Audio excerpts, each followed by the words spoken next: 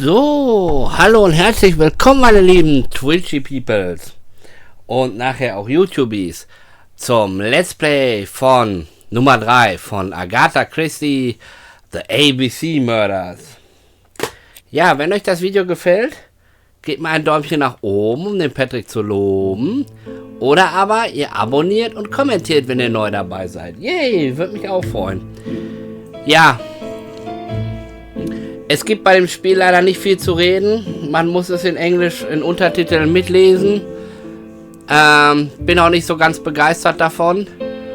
Aber nun ja, was wir ausgesucht haben, haben wir uns ausgesucht und müssen auch spielen.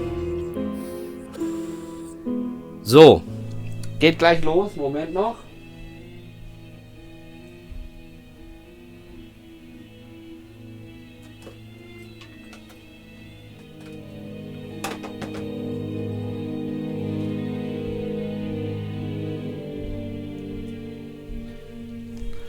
So, dann wollen wir mal anfangen. Spielen.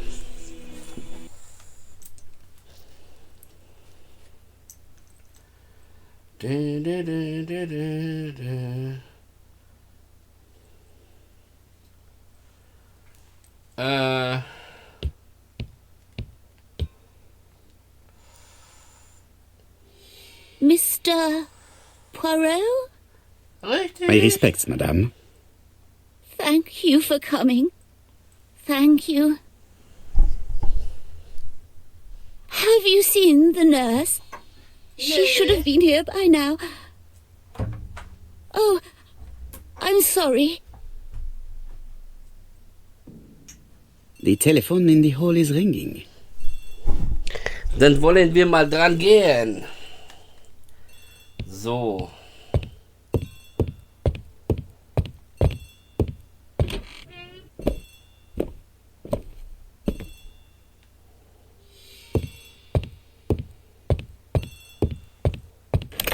The Clark residence. Detective Hercule Poirot speaking. How do you do, Mr. Poirot? I'm Lady Clark's nurse. I wanted to let you know that I won't be able to come for her injection today. Might Miss Gray be able to do it? She has just left, but I will take care of it. Thank you. That's very kind of you. You'll find the skeleton key to open the medicine cabinet hidden in the lion trophy. You can count on me. Au revoir, mademoiselle. Oh, thank you kindly. Goodbye, Mr. Poirot. Goodbye.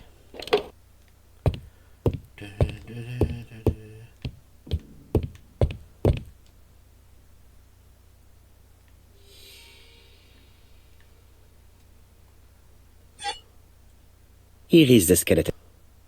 Genau. April 1925, Aceh province, Sumatra.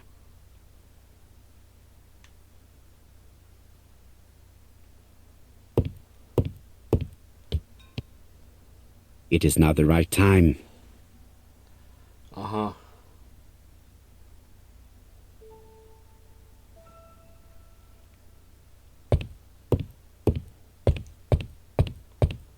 Lady Clark is in pain. I have to give her an injection of morphine to ease her suffering. Okay.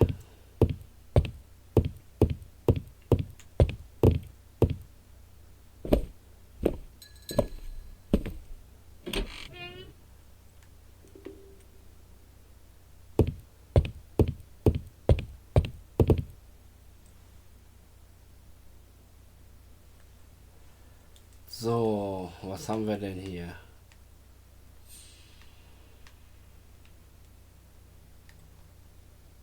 It's closed.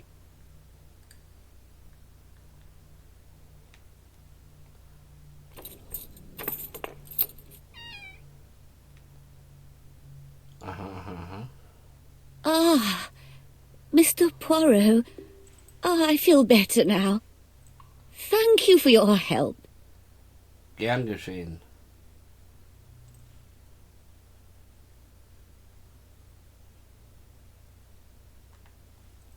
Madame, you are tired, so I will get straight to the point. What can you tell me about this business? What business, Mr. Poirot? No doubt. You wish to talk to me about what happened to your husband? Ah, yes. Oh, poor Carmichael. Has the madman who killed him been caught? Not yet, chère madame. There was a great many people in Cheston on the day of the murder. Indeed. People go straight to the beach. They don't come near Coomside. So, there were no strangers around the house that day? Who said that? The people who live here. Your brother-in-law, Miss Gray. Miss Gray? Oh, I don't like her. Franklin wanted her to stay, but I insisted she should go immediately. You are entitled to do so, naturally. I'm pleased that you approve. The others have been taken in by her. But at least you can see through that self-pity act. See what she's up to. Oh.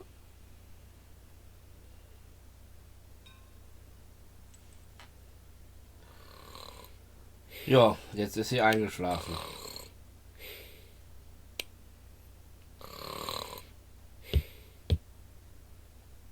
She's sleeping. I must find a way to wake her up gently.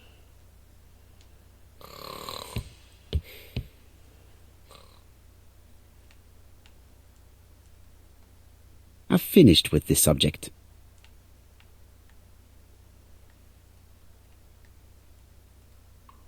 This subject will probably be useful to me.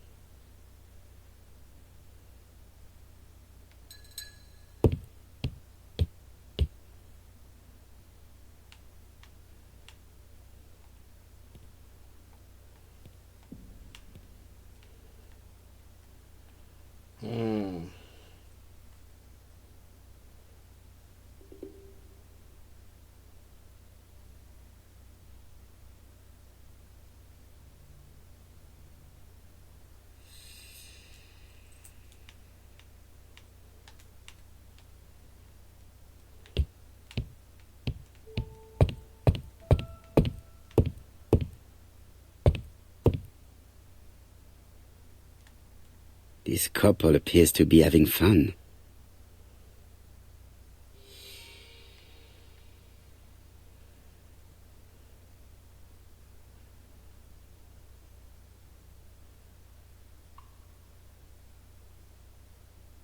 Lady Clark and Sir Carmichael were very happy, but they did not have any children.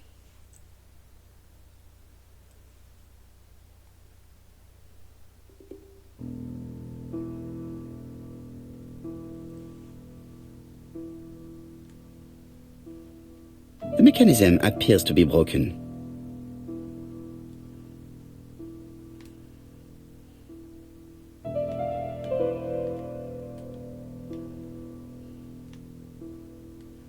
The mechanism appears to be broken.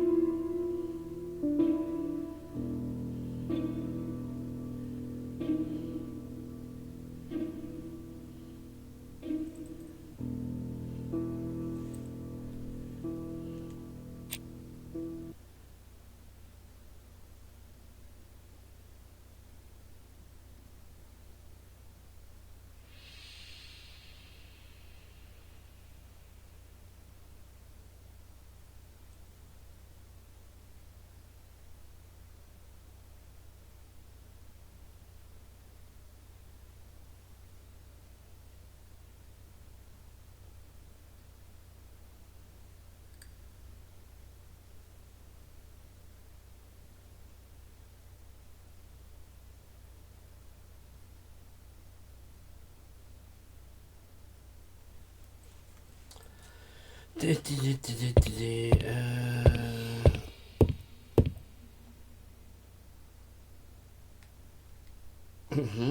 subject would probably be useful to me. Also nehmen.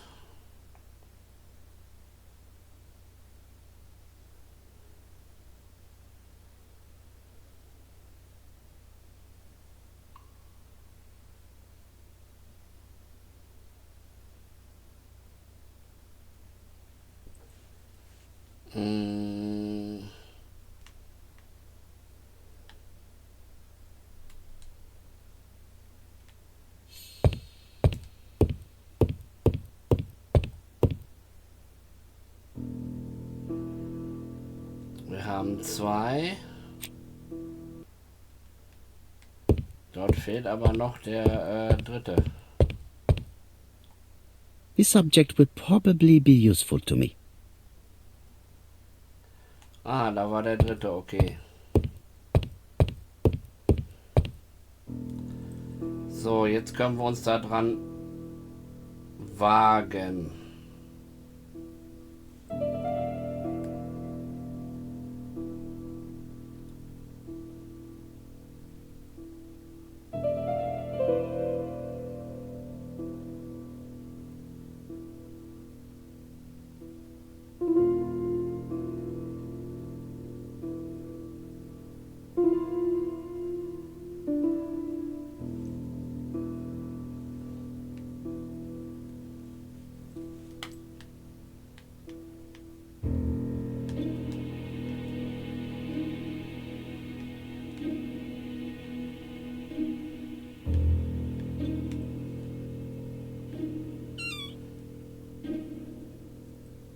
Ui.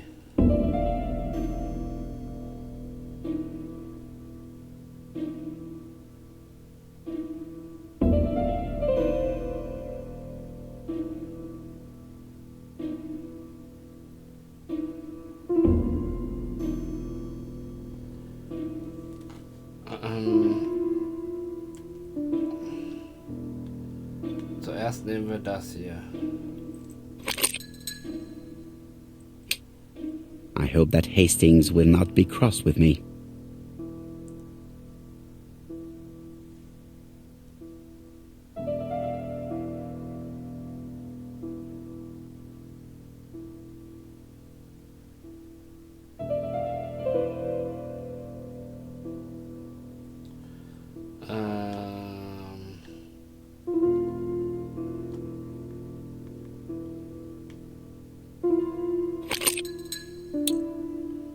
So.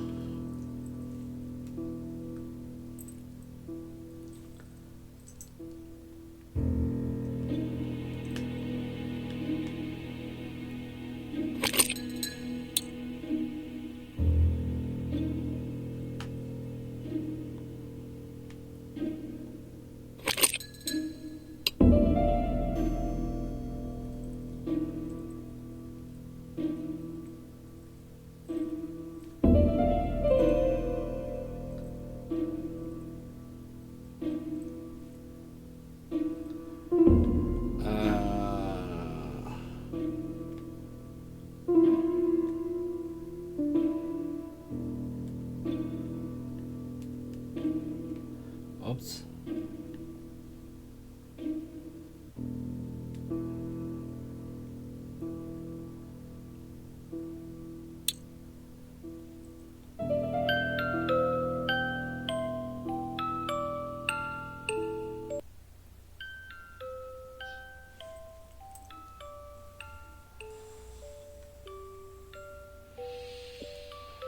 So, sie ist wieder wach. Toll. Oh, what are we talking about? Ah, yes, Thora Grey. Oh, Carmichael had great esteem for her, but for me she was nothing but a hypocrite. Ha.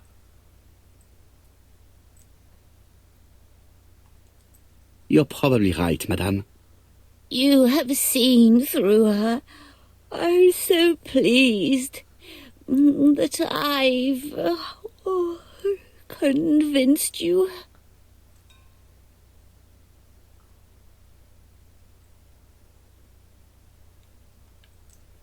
You are very harsh.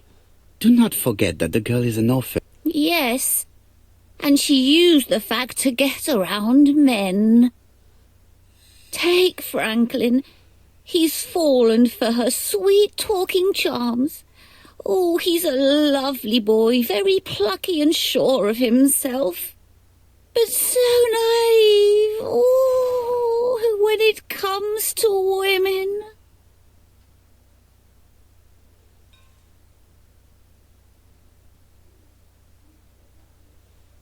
Miss Grey did look after you very well.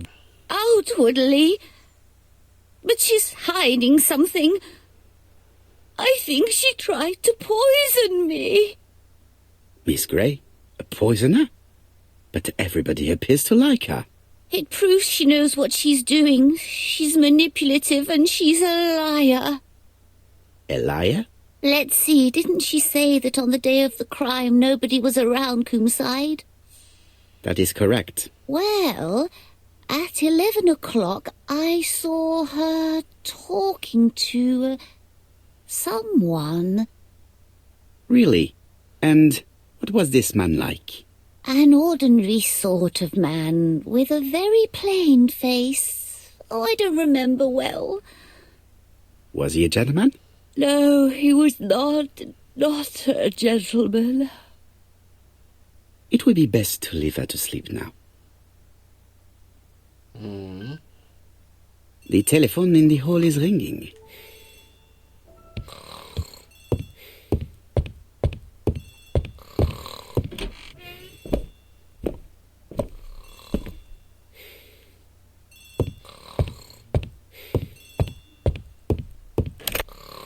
Hello? Poirot, is that you? Hastings here. Thank you for calling. Have you received a new letter from the murderer? No, thank goodness. How are things in Churston? I questioned Lady Clark, but I will not leave until I have examined everything of interest to me here. Fortunately, Franklin is absent, and I have a skeleton key. Have you seen Thora Grey again? Briefly. But rest assured, I intend to summon her to London soon. She's a fascinating girl. But secretive. I would like to ask her a few questions. Poirot, she wouldn't hurt a fly. Each to his own, my friend. Yours are pretty orphans, mine old ladies that have the maladies. Poirot, are you mocking me? No ill intended, rest assured. À bientôt, mon ami.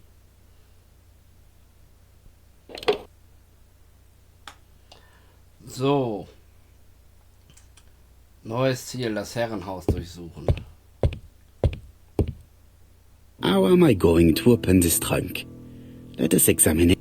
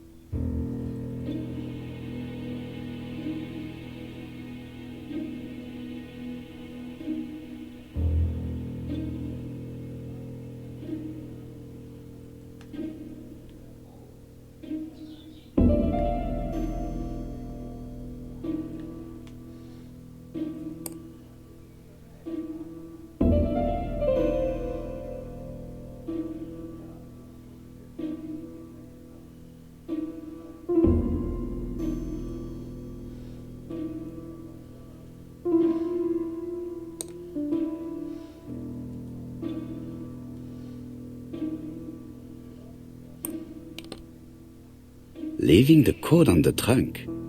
What a strange character Franklin is.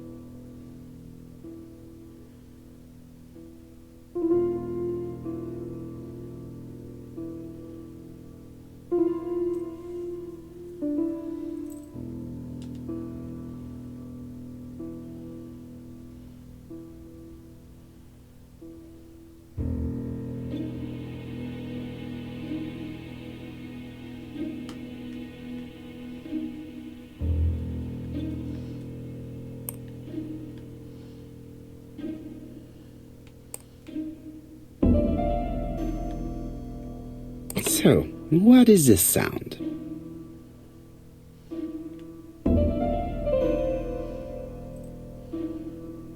I should be able to open the trunk now.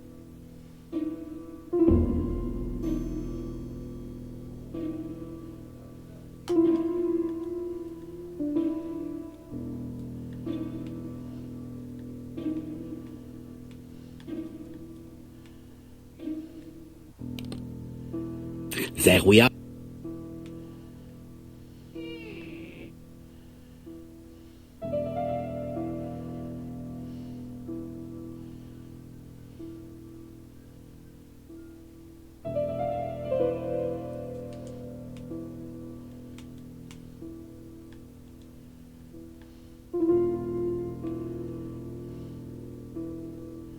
A pile of books, including one about dragons. Nothing interesting. Okay.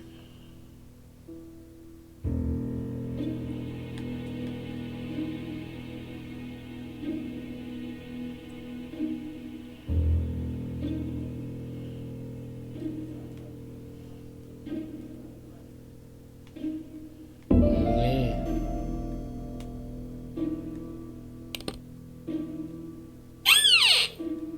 Whiskey and other good quality drinks. Mr. Clark really has refined tastes. Okay.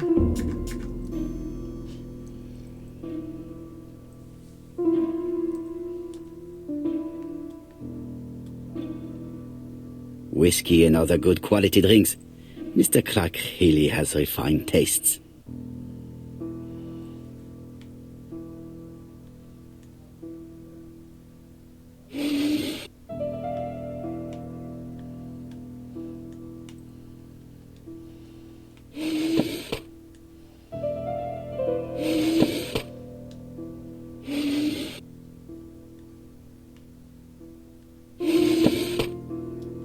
Oh. Why has Franklin put an Allen key inside his trunk? I'll borrow it for a minute.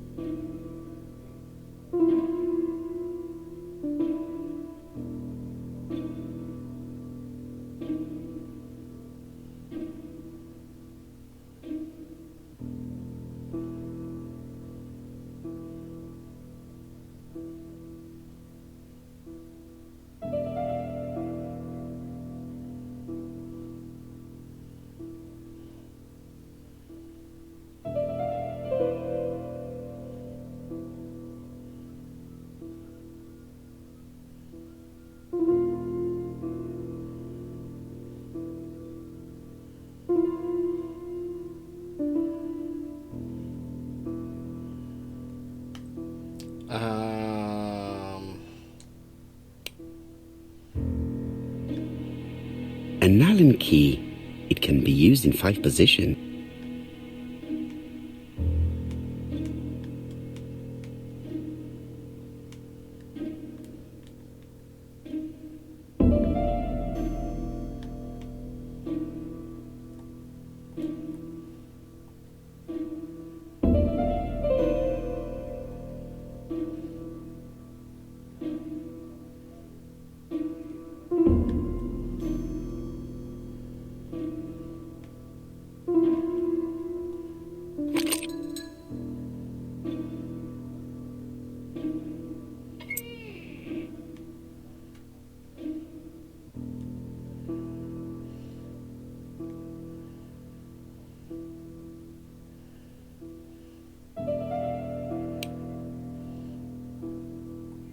An Allen key. It can be used in 5 positions.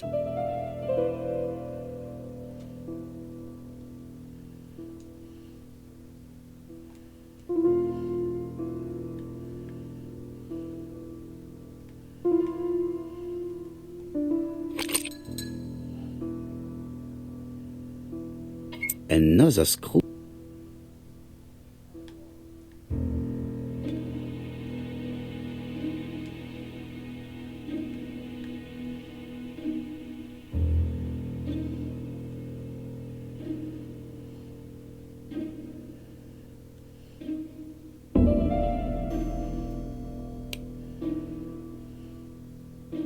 An Allen key. It can be used in 5 positions.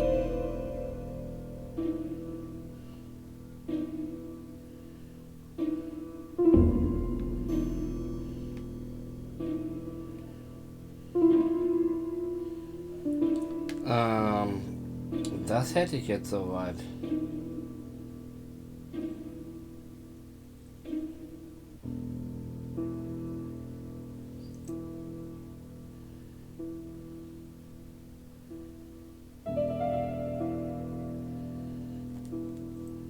Hier muss irgendwo noch eine Schraube sein.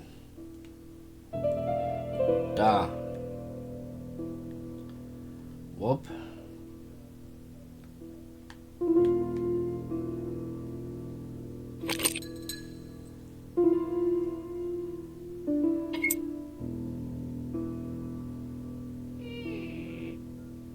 This engraving is not very easy to understand. I need to sort it out.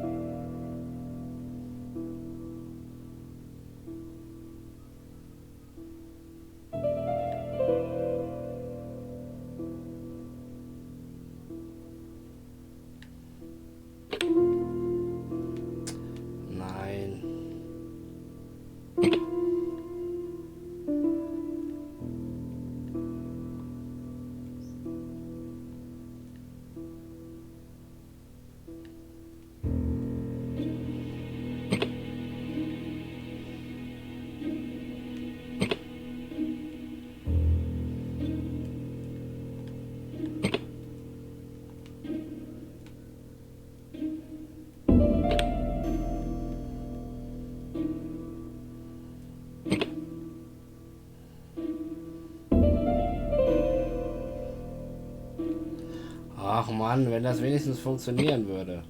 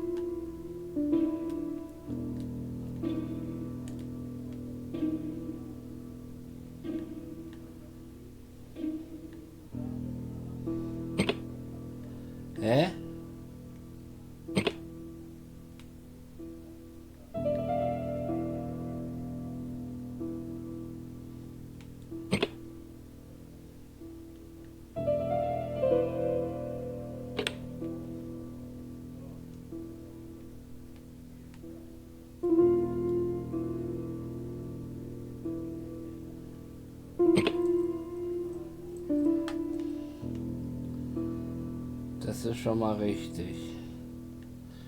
Nein. It is blocked. Das klemmt ja, wie toll.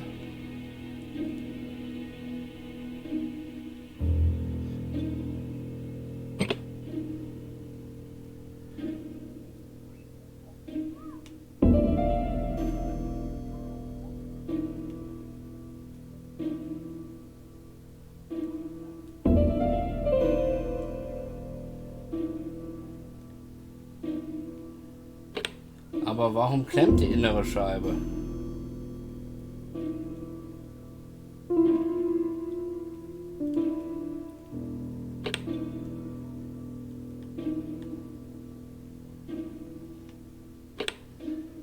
It is blocked.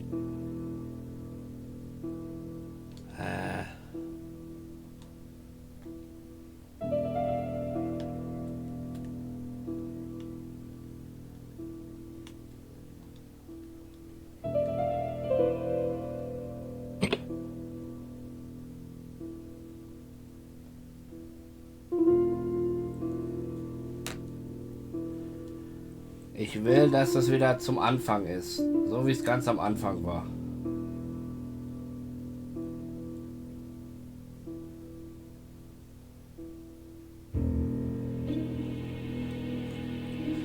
Aber das macht der Idiot nicht.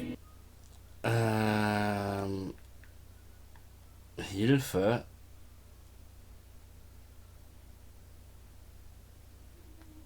Nee, das brauche ich alles nicht.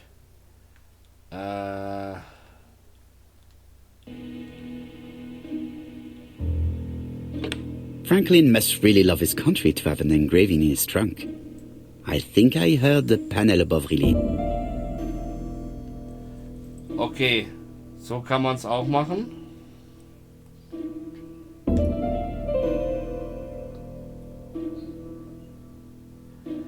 Wo hat sich dieses Relais jetzt geöffnet?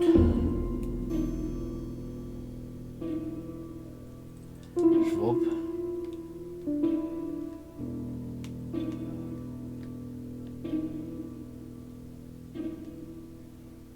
Nein.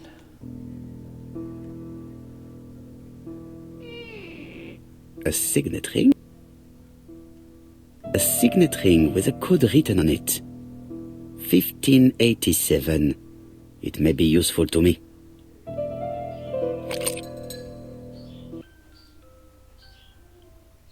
So, 1587, ne?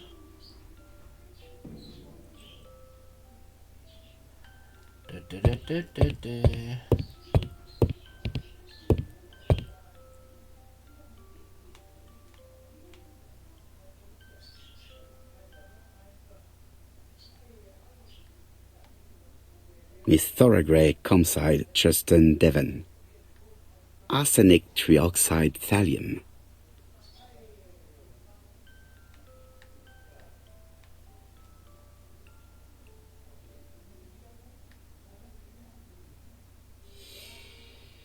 The Black Dragon's Curse.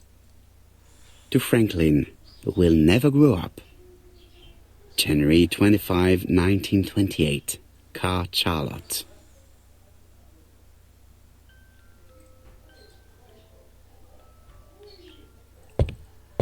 So, aber was soll ich jetzt inspizieren?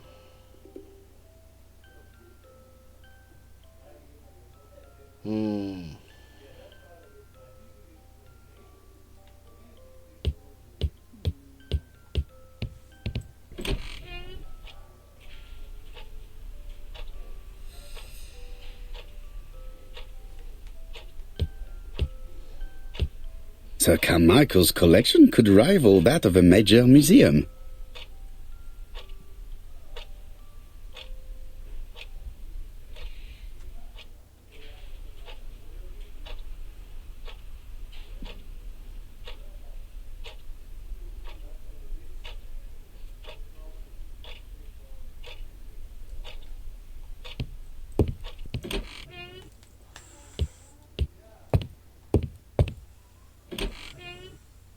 Ui.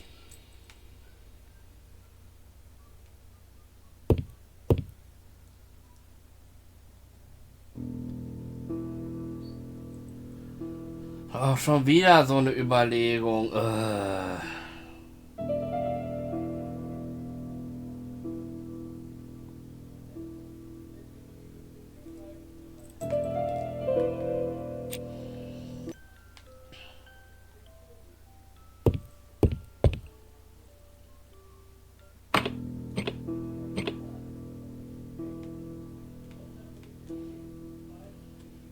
This plate appears to be able to move, but something is blocking it. This plate appears to be able to move, but something is blocking it.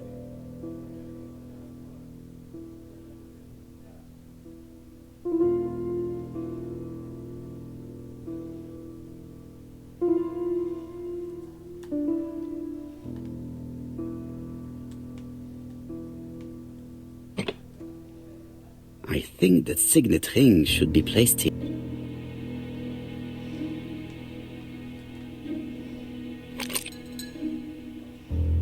The plates around the picture appear to have unlocked. I think I've already seen these symbols on Franklin's trophies.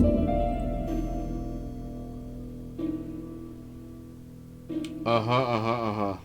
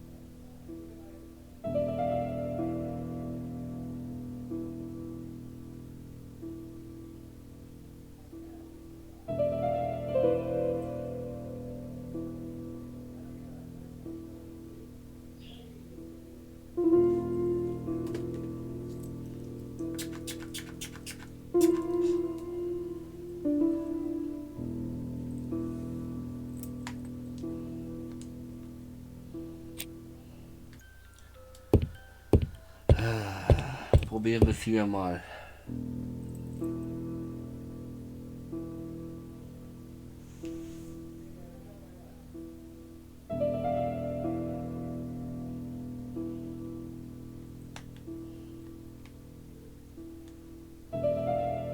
Four Chinese symbols are engraved on this padlock.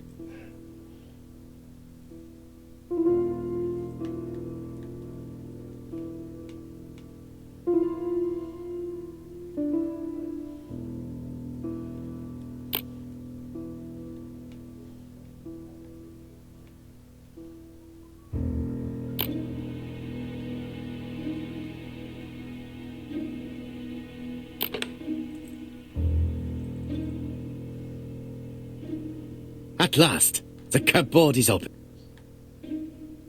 Bingo. The Railway Children, E. Nesbit. For Franklin, und Effie's Christmas, 1910.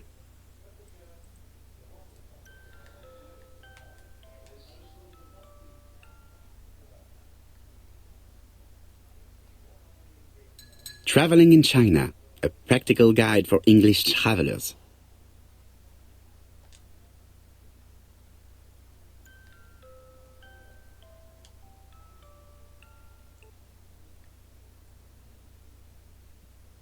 Genteel and wild, English countryside revisited.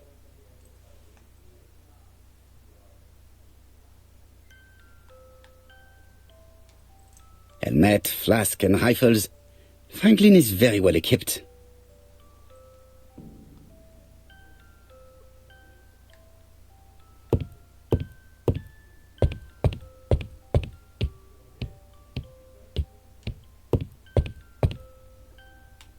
Franklin appears to be very active.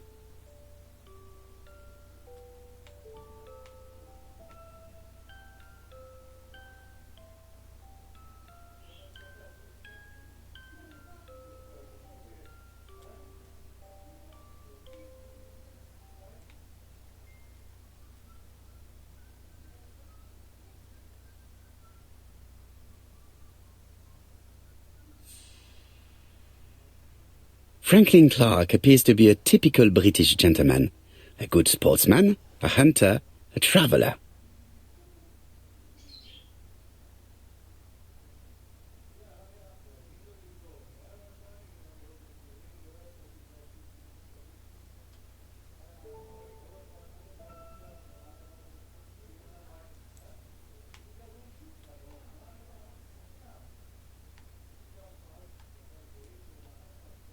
February 1922, South Africa.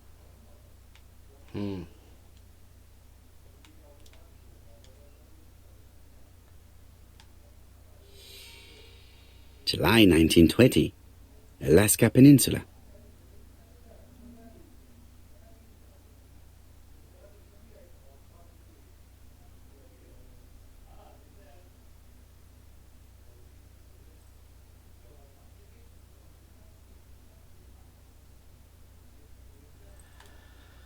So, dann wagen wir uns jetzt mal an das große Rätsel ran.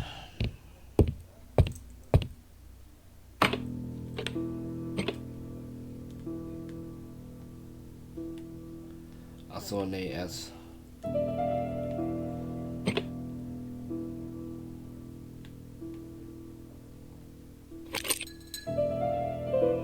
The plates around the picture appear to have unlocked. I think I've already seen these symbols on Franklin's trophies.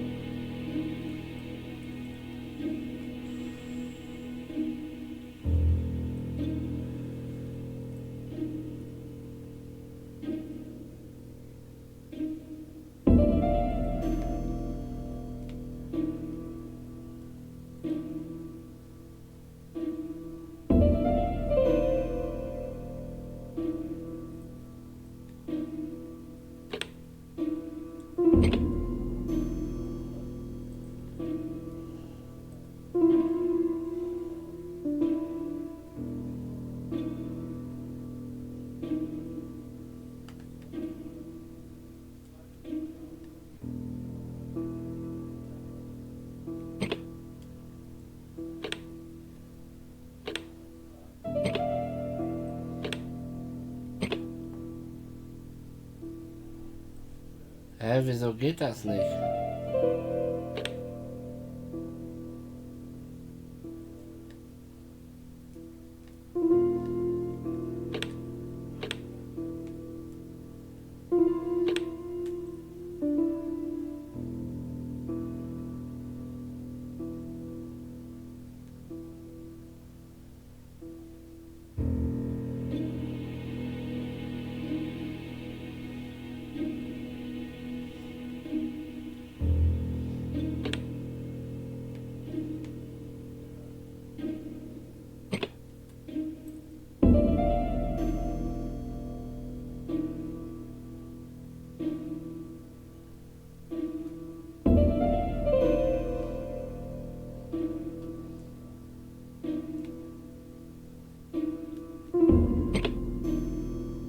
The Lion of Sumatra.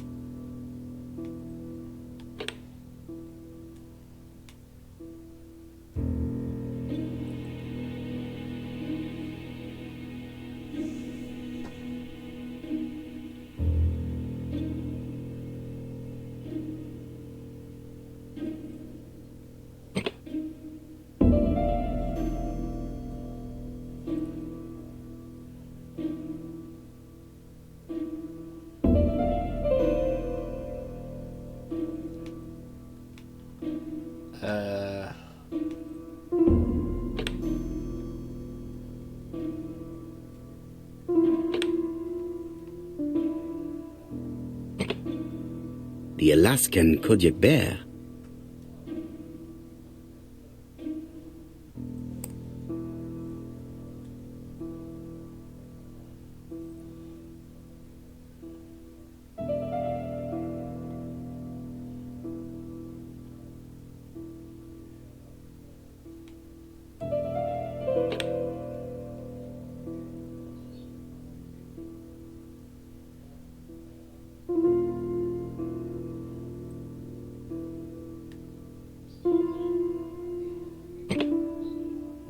The African could. I heard the sound of a mechanism. Strange way of protecting one's safe. Triangulating one's hunting sites on the map. Oi, oi, oi.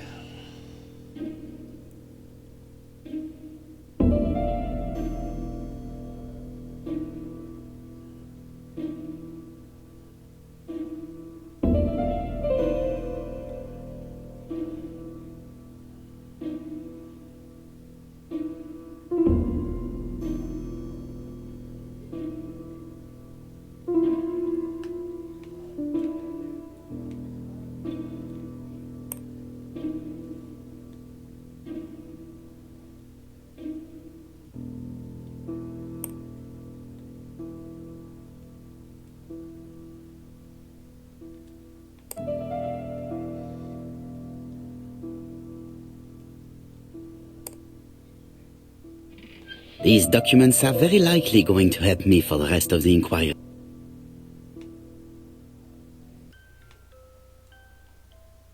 A dozen gold sovereigns, some shares for the Southern Railway and some treasury bills. This is not worth much, hardly enough to justify your robbery.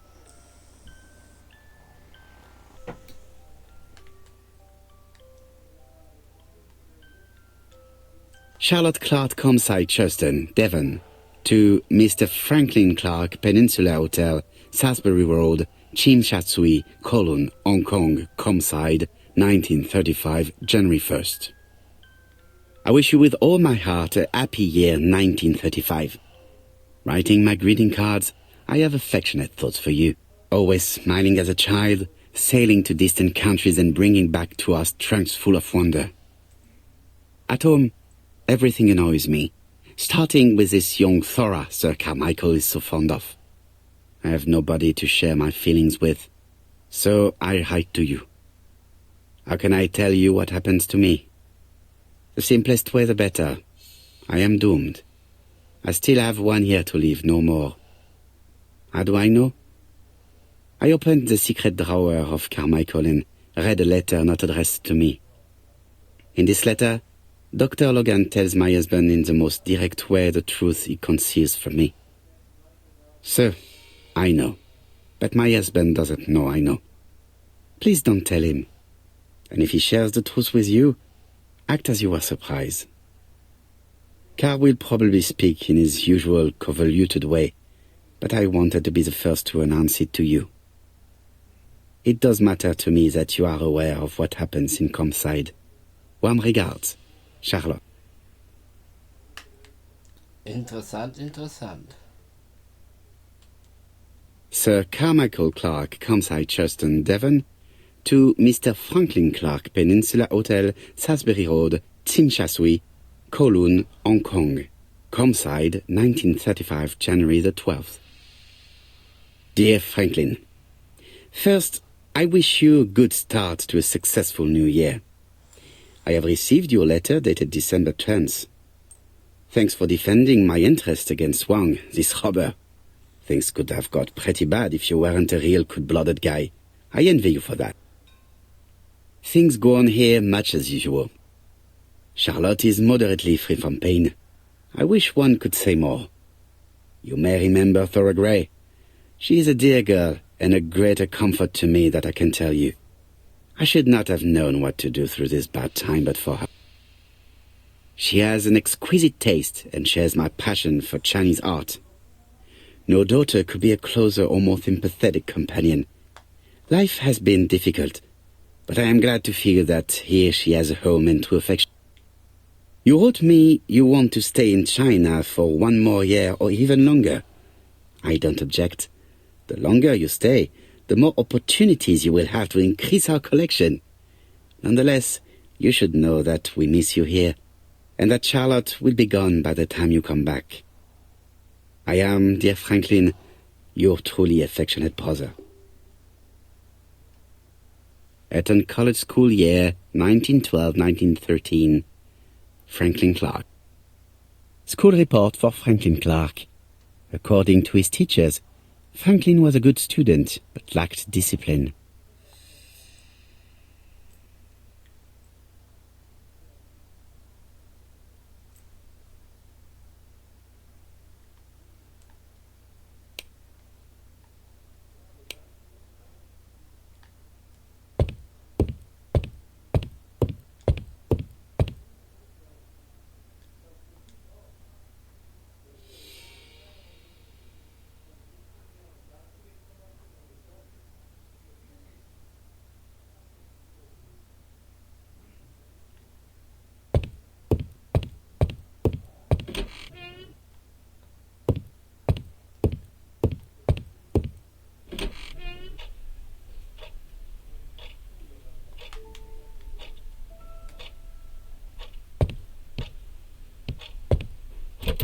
The door is locked.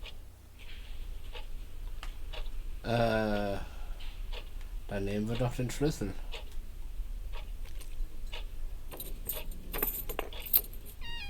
This unit contains the medical records for Sir Carmichael Clark's patients. Let us study them closely and see if there are any familiar names. No deaths on the records from A to D. They've been handled recently. No known names. Disappointing.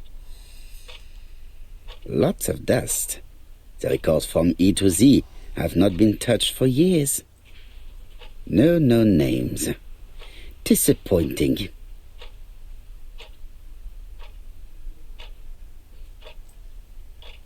Sir Carmichael's collection could rival that of a major museum.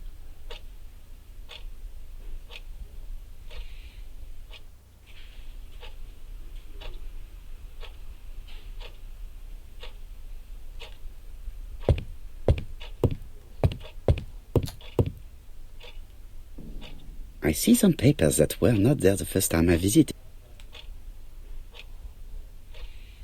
These daggers are only ceremonial weapons. I do not think that the crime weapon is here. Valuers report property. Building land located in Comside, Churston client, Sir Carmichael Clark, April 15, 1935, Court and Brunskill office.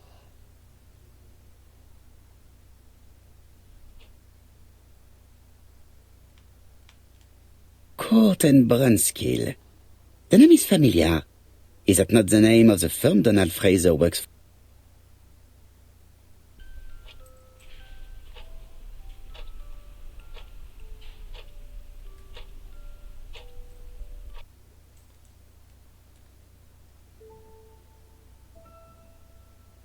Ernest Logan, MD, Brighton Cancer Institute, 201 Dusk Road, Brighton, Sussex. To Sir Carmichael Clark, MD, Comside, Churston, Devon. Brighton, 1935, January the 5th. As a man of science, I owe it to you to be completely frank. Lady Clark, your wife is suffering from a generalized terminal cancer. I confess I didn't suspect anything like that during the first exams. But with the test results I have received today, there is unfortunately no place for doubt. I estimate that Lady Clark's life expectancy is no more than 1 year. Hospitalization would not help in her case, so I advise you to keep her at home and provide her with as much morphine as required to ease her last moments. Yours sincerely, Ernest Logan.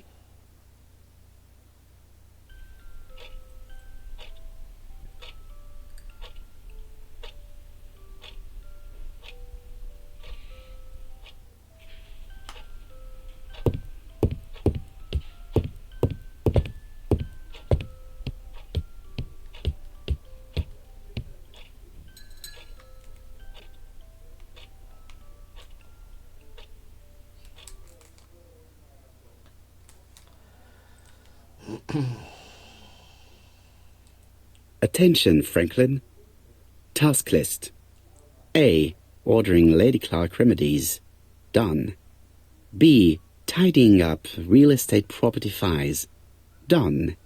C. Calling the lawyer about inventory. Done. D.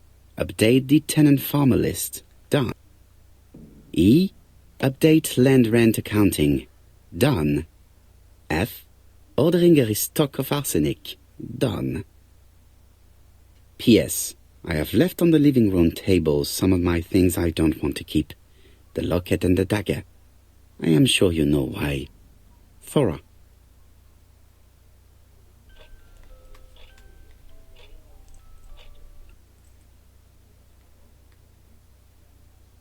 I've already seen similar daggers.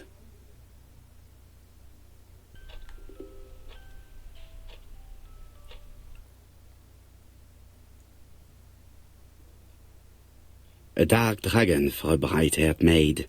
C.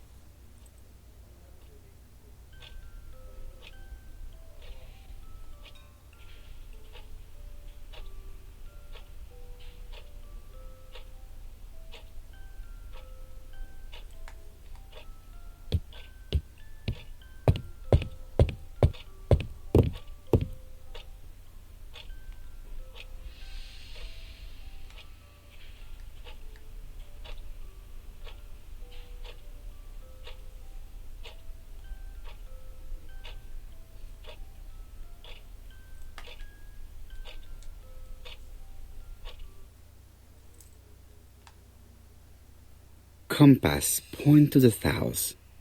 Bronze and magnetite, Han Dynasty, circa 210 BC, purchased in Hong Kong 1935.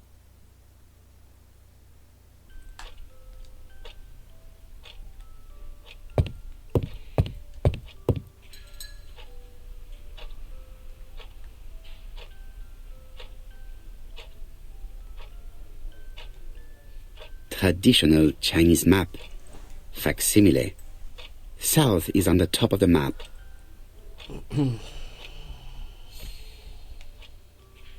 There are some very valuable objects here.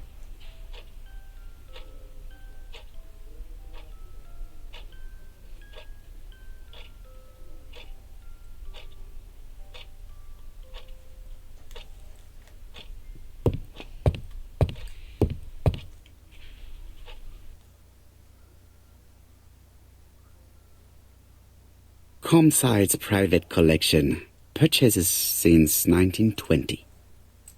The catalogue for Sir Carmichael Clark's collection.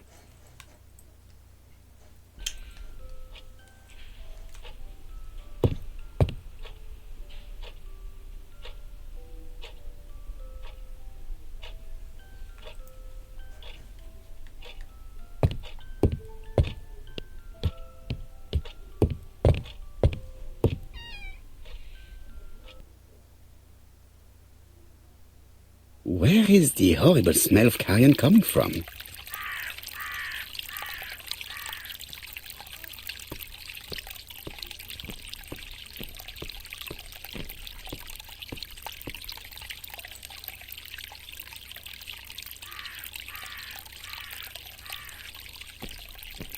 Something makes me feel uncomfortable.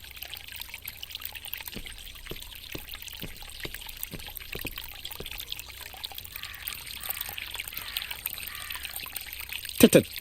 The gardener does not follow the alignment. There, that's better. It is symmetrical. Brown pellets. Revolting. Brown pellets. Revolting. There, that's better. It is symmetrical.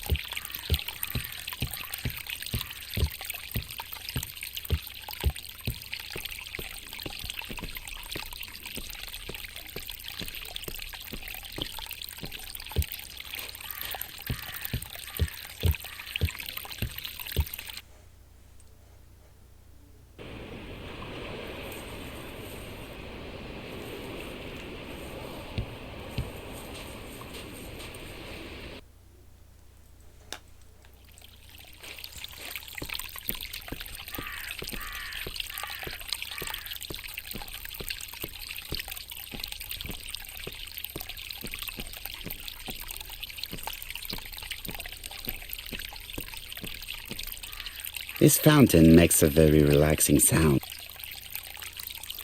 Okay.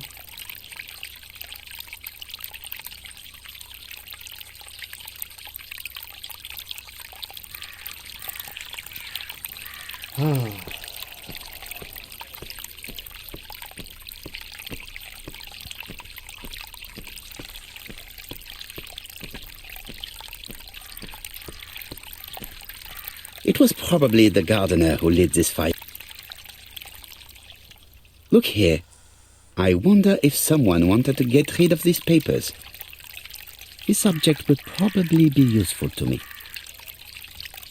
Let us now try and get our brain cells to work.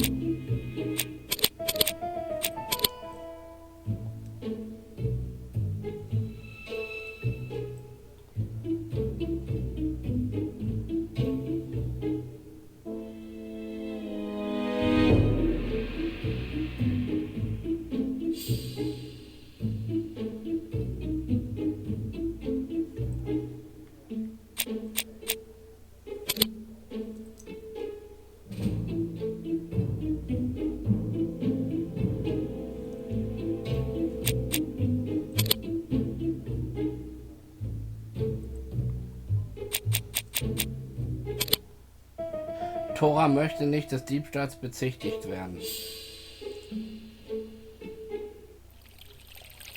Everything that Thorgray has left behind comes from Sir Carmichael's collection. He most probably gave them to her. But she chose to leave them here rather than run the risk of being accused of theft. It is understandable when you know just how much Lady Clark mistrusted. Let us now try and get our brain cells to work.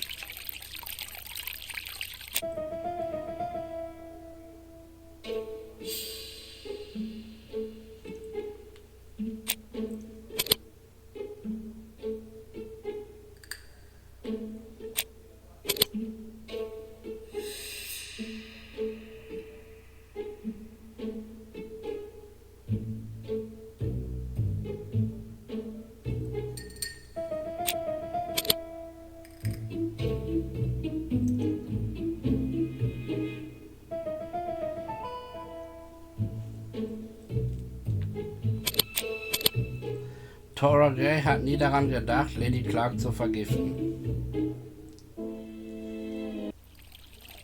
Thorgray had no reason to kill someone who only had a few months left to live. The poison she ordered was for rats. The gardener must have made good use of it, considering the stinking remains on the path, not far from the property. I've finished here. I must put the skeleton key back and inform Hastings that I'm returning to London.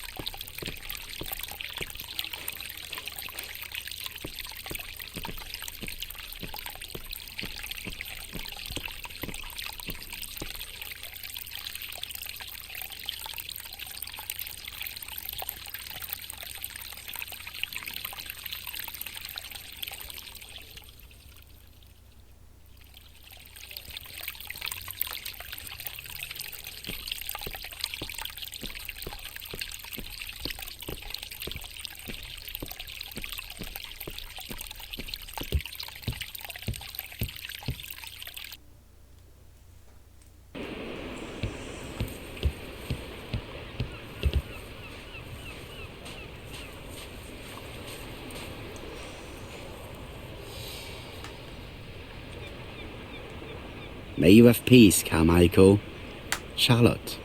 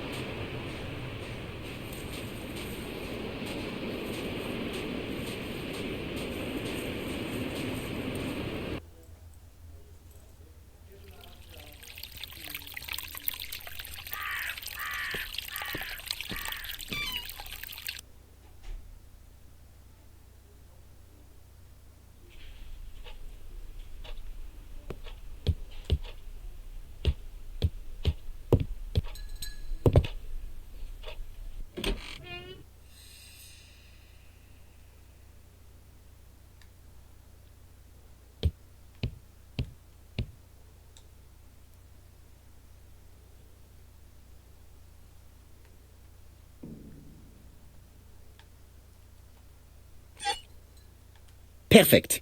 Nothing else is keeping me here.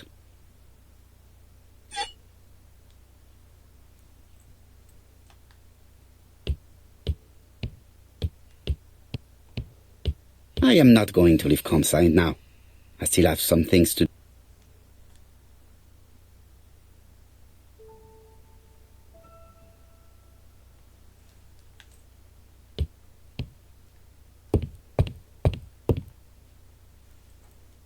Hello, Hastings.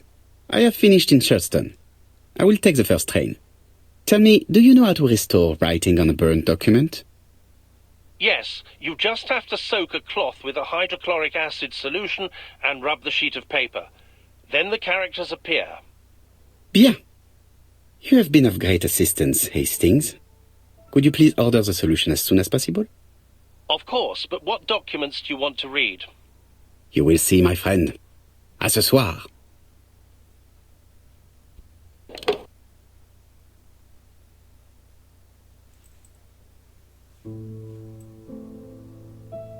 Donald Fraser is here. He insisted on waiting to see you. Aha.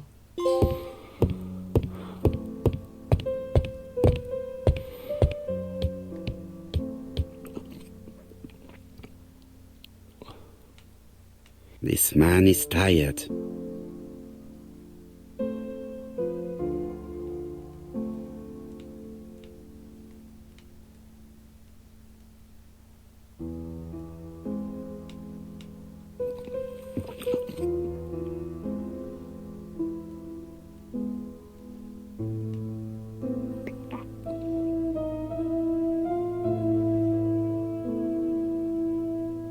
Donald is short of sleep, and it looks as if he didn't even bother to undress before going to bed.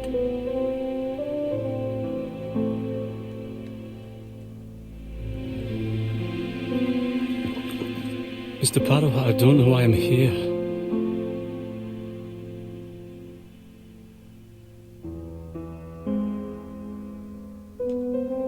You wanted to talk, and you came to find the only man capable of hearing you.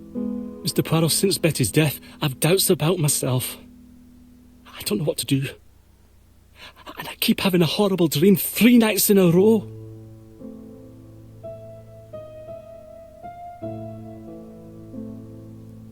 Have a drink, and tell me about this dream.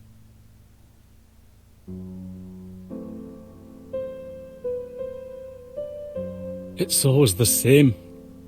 I'm on the beach with Betty. I grab her round the throat, and I squeeze, and squeeze until she's dead. Her head falls back, and I see that it's no longer Betty. It's Megan's face. Have you seen Megan Barnard recently? Yes, our grief has brought us together. I never really knew her before. She's really quite a remarkable girl. But I would never tell her about my dream. Why not? Is it her you are attacking in your dream? No, it's Betty. And once Betty is dead, it's Megan's face that appears in its place. Very interesting. Let us now try and get our brain cells to work.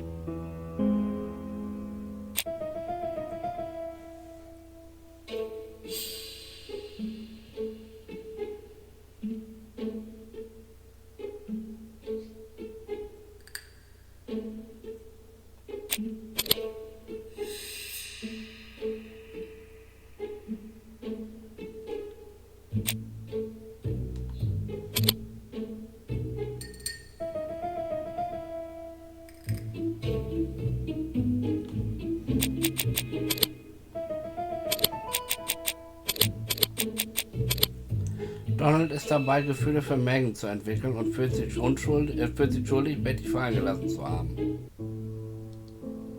Mr. Fraser, I think that the real meaning of this dream is that you are in love with Megan Barnard. Please go on. Do. This dream certainly betrays your guilt. Oh. But what do you feel guilty about? Having killed your fiancé? Possible. Or forgetting her very quickly for her sister? Certainly. and this forgetting is perceived as a second death. So you don't really think I was the one who killed Betty? I do not exclude this theory. I am simply saying that I do not need to know that fact to explain your dream and your guilt. Thank you for being frank, Mr. Poirot. You've helped me a great deal. I'm going back to Bexhill. I'll not take any more of your time up. It is late, Mr. Fraser, and you are tired. I'll sleep on the train. I like trains. It's easy to sleep rocked by the sound of the wheels. Poor boy, he seems completely lost. Well, women seem to like him. I think Megan will take care of him. Oh, I remember. Did you order the product I needed? Yes, we'll be receiving it tomorrow. Bien, it is late, and I asked Miss Gray to come tomorrow morning. I have a few questions I wish to ask her.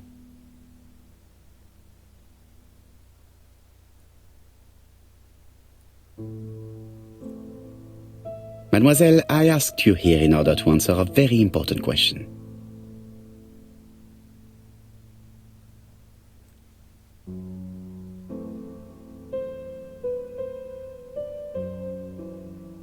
Am I right in thinking you said that you did not speak to anyone on the day Sir Carmichael was murdered? It's the absolute truth. Yet, Lady Clark maintained that she saw you talking to a stranger on the front doorstep. Really? She must have been mistaken. Oh, I remember now. I'd forgotten all about it, but it wasn't important. It was just a salesman. One of those traders who sell stockings from door to door. Can you describe him? Medium size, glasses, dark suit, and a felt hat. Not the sort of man you notice. Completely harmless. That's why I forgot all about him. Nothing else?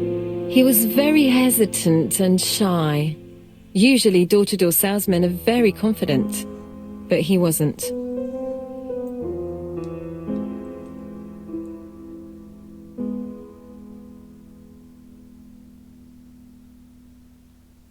Mademoiselle, the circumstances of your departure do not appear very clear. Mr. Poirot, your questions are offensive.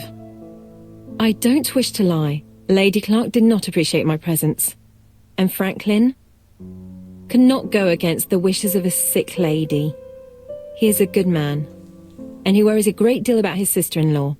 I noticed that you left some personal belongings behind at Churston.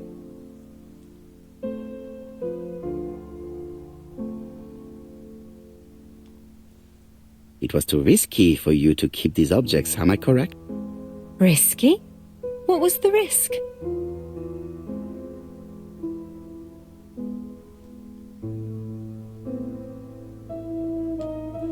You know very well what Lady Clark might have said if you had kept these objects. Indeed. These objects were gifts. But Lady Clark would have been convinced that I'd stolen them. By returning them, I put an end to such evil gossip. Bien. I must ask you one last question. Please reply frankly with either yes or no. If Lady Clark had died, would you have agreed to marry Sir Carmichael if he'd asked you? How dare you ask such a question? Sir Carmichael treated me just like his daughter. And all that I ever felt him was affection and gratitude, nothing else. Thank you, mademoiselle. I will not keep you any longer.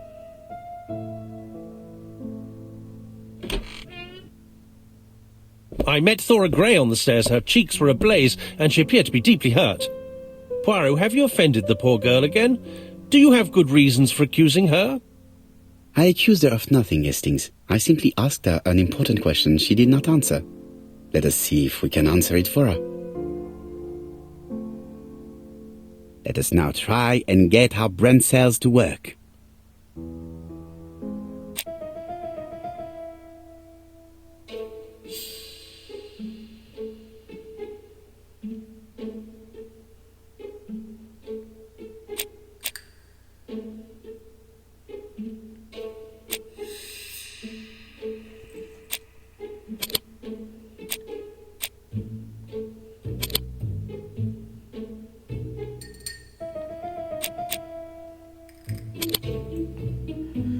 Poirot wollte heiraten und hätte es sehr wahrscheinlich geschafft. You must know how to read between the lines, Hastings. When Sir Carmichael refers to paternal affection, he is lying to himself. Read this engraving on the brooch. A dark dragon for an angel with glossy hair. These are the words of a lover, not a father. Lady Clark was not wrong. What if Sir Carmichael had fallen in love with his secretary? That doesn't mean that she forced him to do so. True, there are extenuating circumstances. She is a penniless orphan. But she is calculating. Just look how she avoided it when asked if she would have married Clark. I see. You think she seduced Sir Carmichael for her own gain, and that now she is doing the same with his brother. Poirot, your world is a very dark place. Do not get carried away, mon ami. We have another more important matter to settle. Really? Yes, would you believe that Miss Grey taught me something new? Let us now try and get our brain cells to work.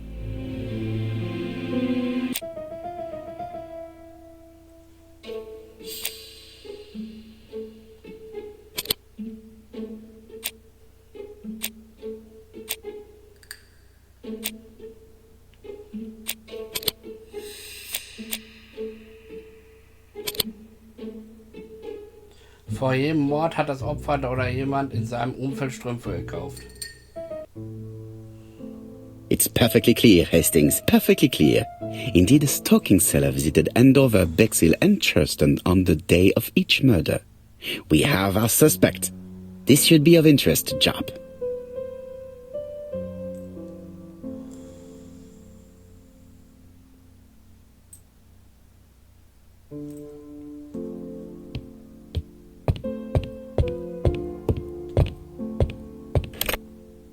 Chief Inspector, we are looking for a stocking salesman. I see you have a suspect. Yes. Contact all the stocking wholesalers who may employ him. Your suspect is a salesman? No, he does not take orders. He sells door to door. Right. The hunt is on.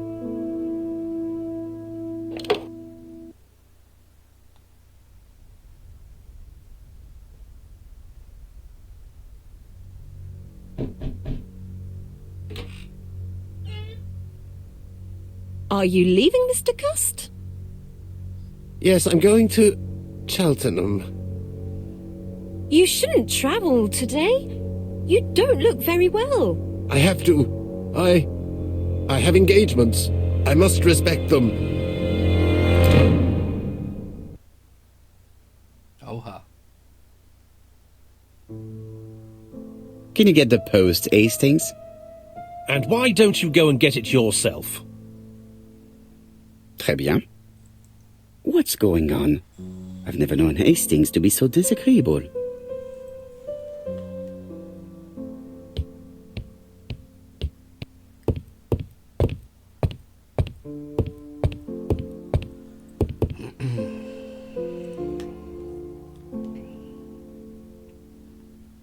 Poor Mr. Poirot. I'm quite sorry for you. If at first you don't succeed, try again. We've a long way to go still. Typery? No, that comes later. Letter T. The next little incident will take place in Doncaster on September 11th. So long. ABC.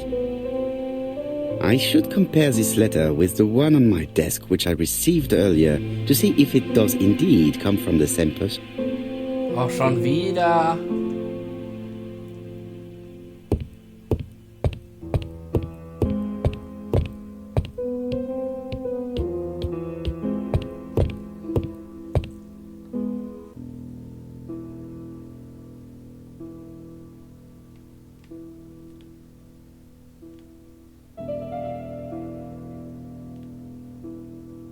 Let us examine this more closely.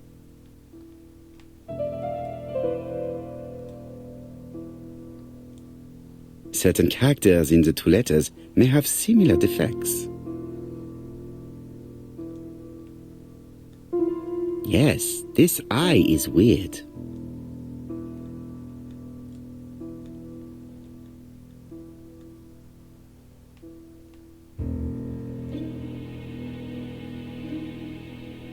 Yes, the A appears to be quite unusual.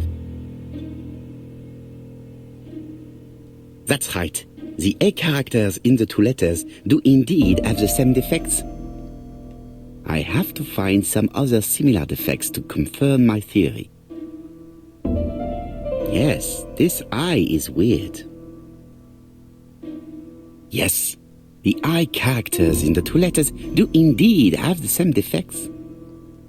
I have to find some other similar defects to confirm my theory. Let us examine the characters in this word.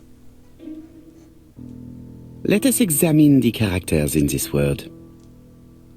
Let us examine the characters in this word.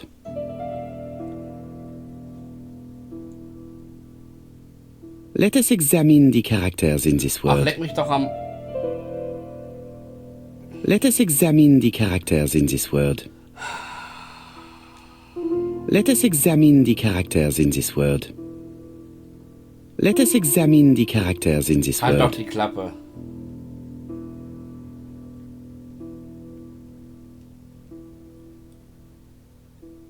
Let us examine the characters in this word.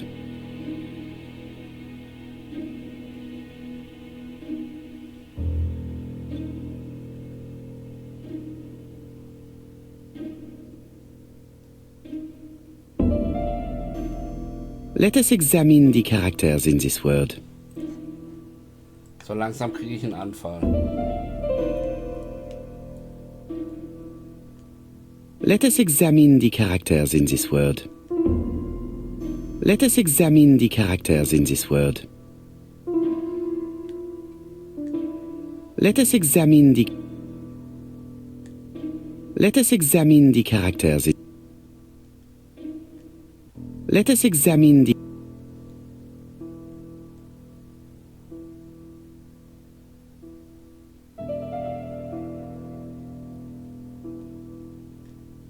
Nothing to report for these characters. Let us examine another word. Let us examine the characters in this word. No, this character does not appear to have any defects. Let us examine another word. Let us examine the characters in this word.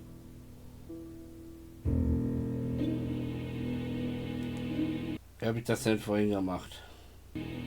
The W is not printed properly.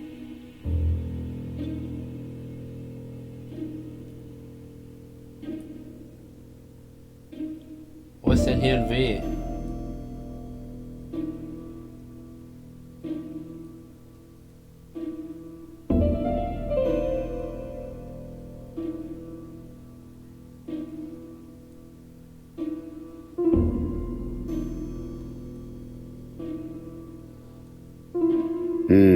The W is not printed properly.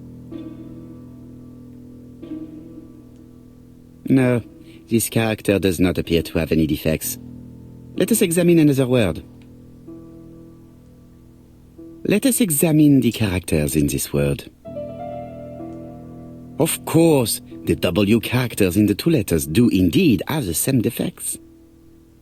My theory was right. These two letters were written with the same typewriter. Hastings, he strikes tomorrow. Chief Inspector Japp? He's on another line. Can I take a message? Yes, please, mademoiselle. It is from Hercule Poirot. Tell him ABC strikes tomorrow in Doncaster. He must call me back. Very well, sir. Bien, now I'm going to see what I can find from these burnt documents. I've received the product I need. Hastings, if you do not mind, I would like you to take a few notes. Yes, yes.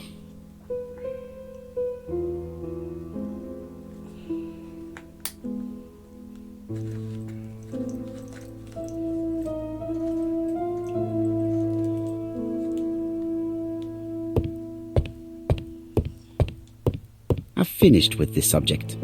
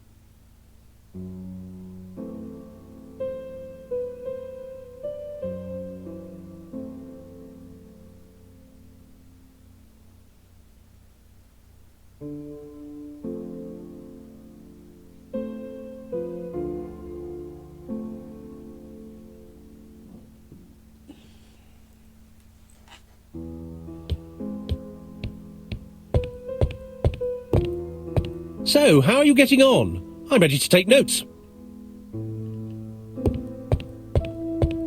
Now, down to work. What of this needs putting in order a little?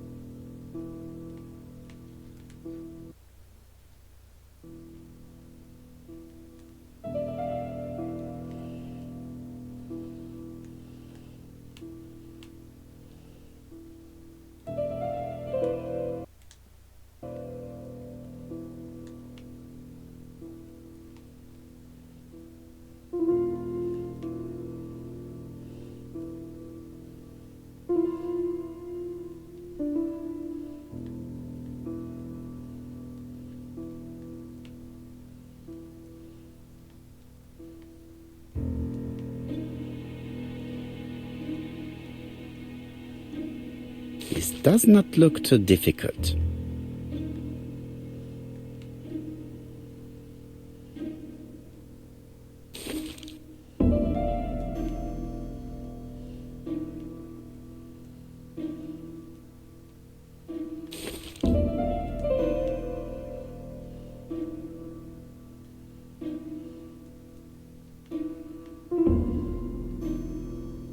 I think that this is right.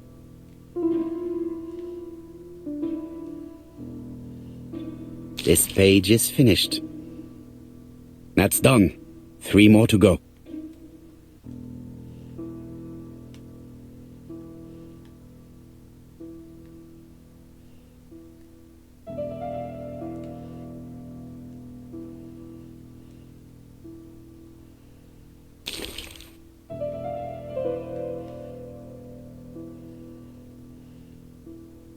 This piece should be placed here.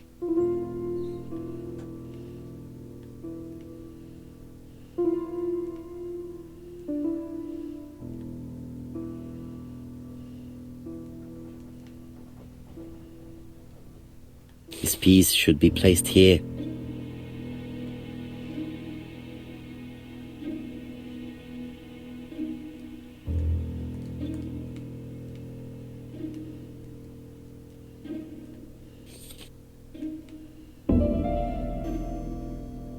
This page is finished. And that's 2 done. It's easier than I thought.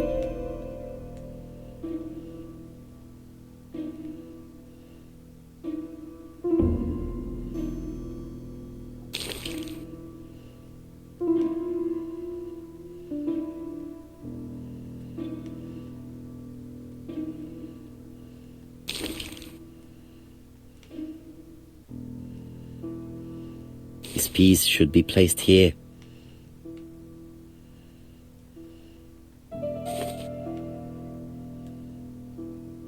This page is finished. Only 1 more. Keep going.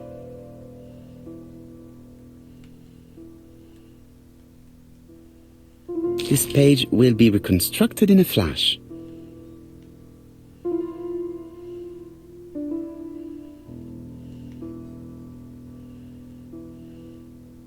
This piece should be placed here.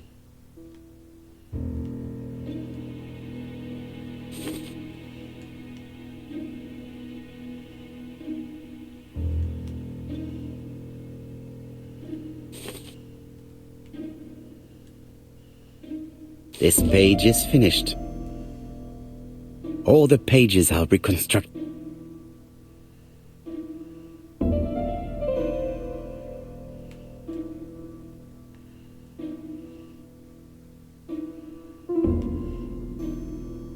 A bottle of solvent.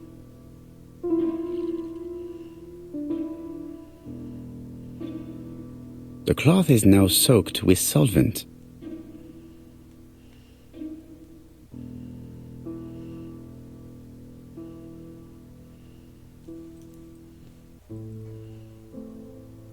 Got it! Make a note, Hastings, make a note. Mrs. Alice Asher, shop owner in Andover. Tracheitis, hemoptysis, prescribed laudanum. I got it. Look. Poirot, where on earth did you find these files? On a fire at the bottom of the garden at campsite. All right, but where did the person who burned them find them?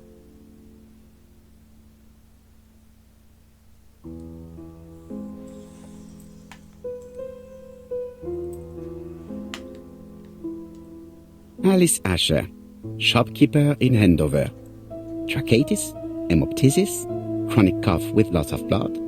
Prescribed laudanum-based cough medicine. Betty Barnard, waitress in Bexhill. Chronic bronchitis, causing dysphonia. Advised to stop smoking. Alexander Bonaparte Cust. War wounded, mustard gas and head trauma. Pulmonary emphysema. Hemoptysis. Coughing fits with blood. Suffers from absences and amnesia.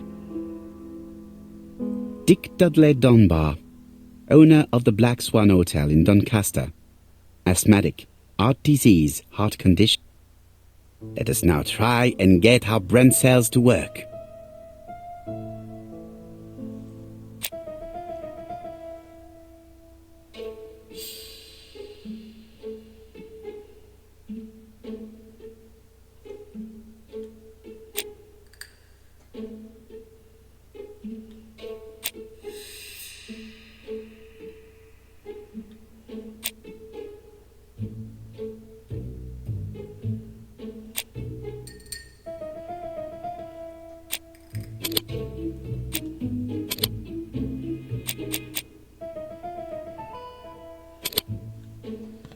Die Dokumente stammen aus Dr. Clark Patientenakten.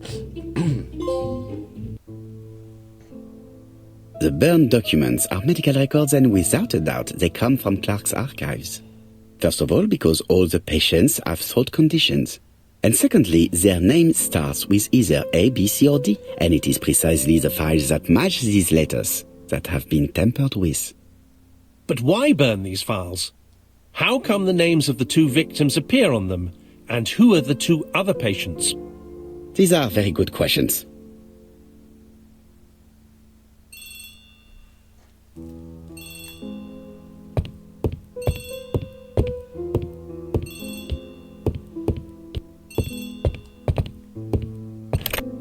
Hello, Poirot? Any news, Chief Inspector? You wanted a stocking seller? We have one. Reported by his landlady, who thought he was behaving suspiciously. He has the most unbelievable name.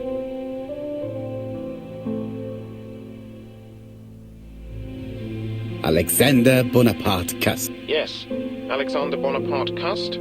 How did you guess? Poirot, you have magical powers. It's a serious lead.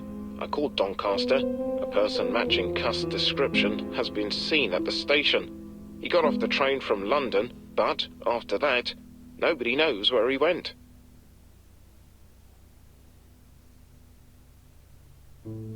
Look for him at the Black Swan Hotel. What? How do you know he's there? Trust me, Chief Inspector. You appear to be very sure of yourself. Very well. I'll call the Black Swan straight away. The owner is going to get a shock when he learns that there's a murderer under his roof.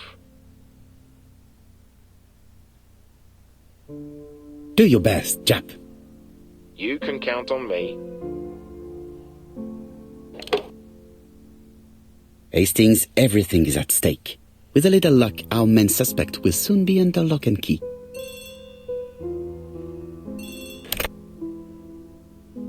So, has Cust been arrested?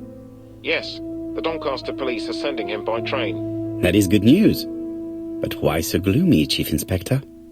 Well, when I told the hotel owner that he was sheltering a murderer, he collapsed. He's dead? No, fortunately, but it has taken its toll on him. It has to be said that with his name starting with the letter D, he had every reason to fear Cust. I bet he was going to be the next victim.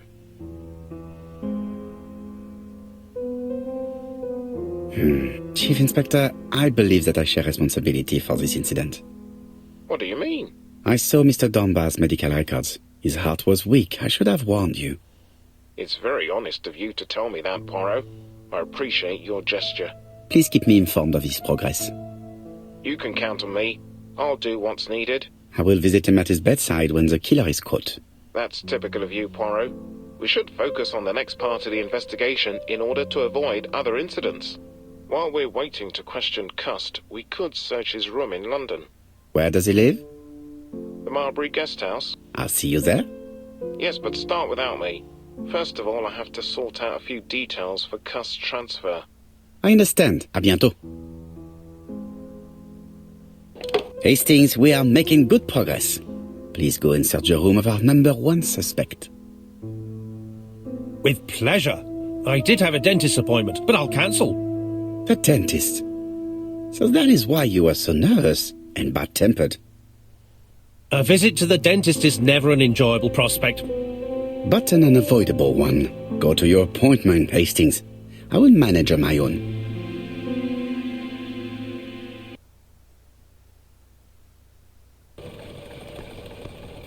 To Marbury Guest House, please.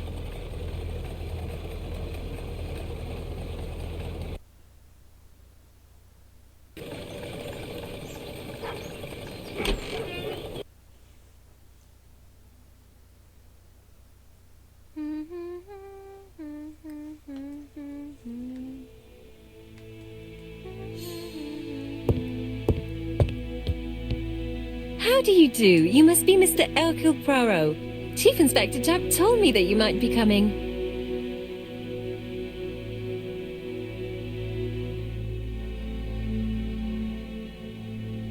Madame, you may be of valuable help to me. It would be my pleasure to help you. Will there be some journalists there as well? I think you might even be interviewed. You are key witness. I've suspected him for some time, but he appeared so harmless. Oh yes, sometimes he got angry and waved his arms about. But even then, he wasn't frightening. And he was as gentle as a lamb again immediately afterwards. It was only this morning that I understood. He told me he was going to Cheltenham, but my daughter saw him at Euston Station. It's not the right station. To get to Cheltenham, you have to take the train from Paddington. And what's more, Mr. Cust left behind an ABC with Doncaster underlined. As you can imagine, when I saw that, I called Scotland Yard.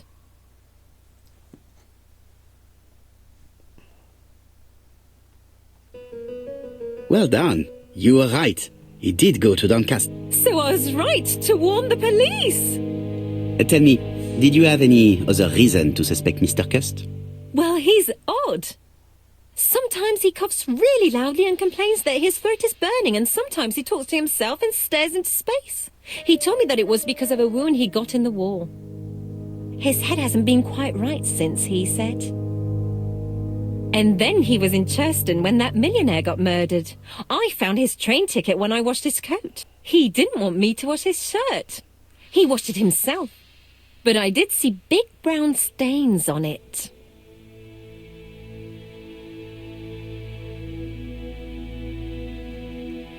Do you think it was blood? Well, when I saw them, I thought, look, he spilled his wine or his soup all over himself.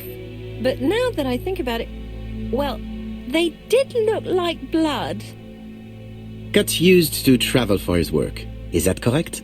Oh, it wasn't for pleasure. He was always unwell on trains.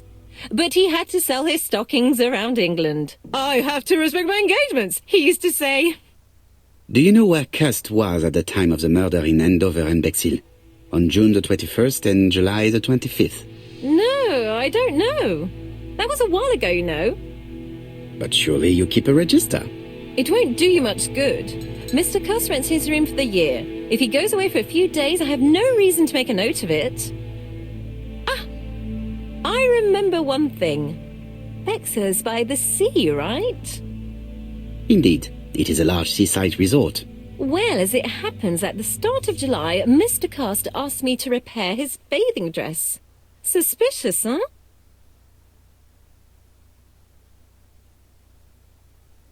Very interesting. Please continue. I also forgot to say that he started buying newspapers that talked about the case.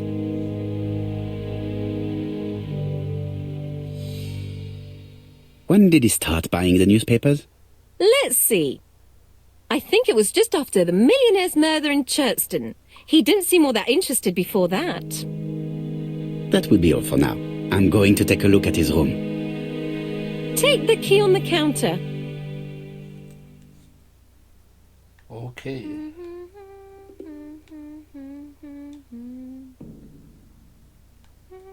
It looks like I've found the real master of this house.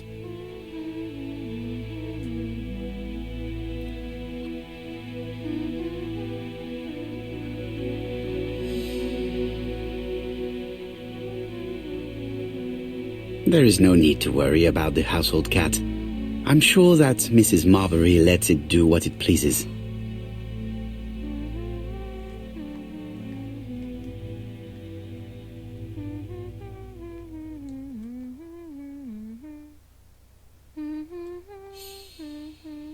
I should check the register. Mrs. Marbury may have been hiding something from...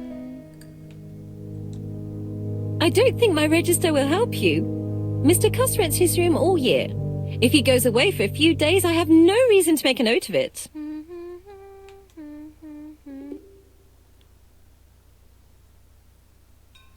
The truth is becoming apparent, and I have something to say to Mrs. Marbury.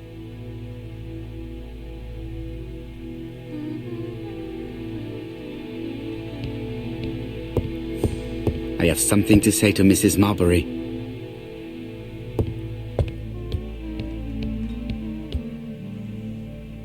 Mrs. Marbury, if I am to believe the register, you rented room 306 to a certain Mr. Fishman on the day of the A B C murder. Room 306 is Cust's room. Can you explain yourself? Yes, I remember. Just for one night as a favour. Mr. Cust was away, all my other rooms were taken, and poor Mr. Fishman had nowhere to go.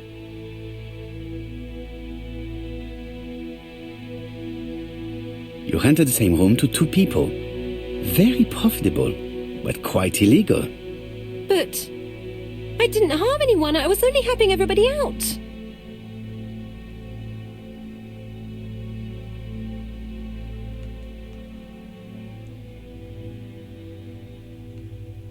This woman appears to be in a good mood.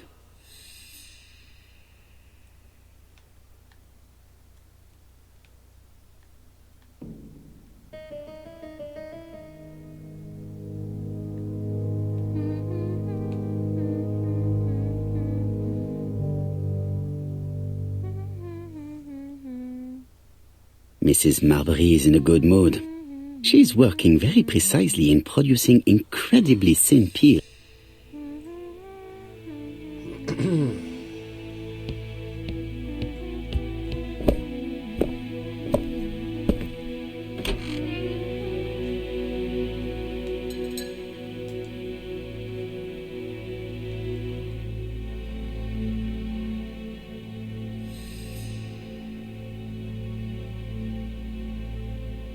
Laudanum Cameron's Chemists. Laudanum, a medicine for coughs. It is what Dr. Clark prescribed for Mrs. Asher. This subject would probably be useful to me.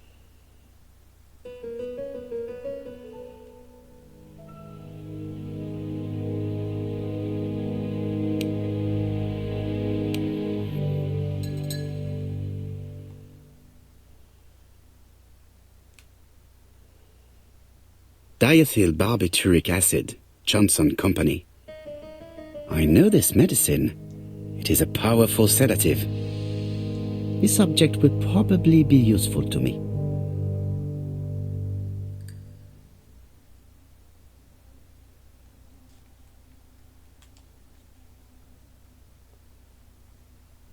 How awful. This place is a real mess.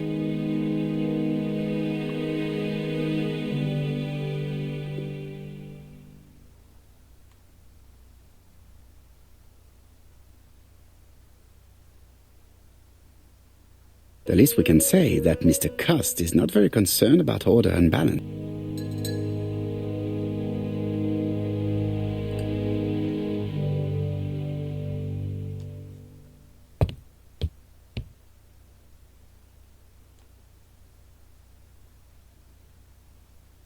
John Milligan, Managing Director, Silky Legs, Frederick Street, Leicester.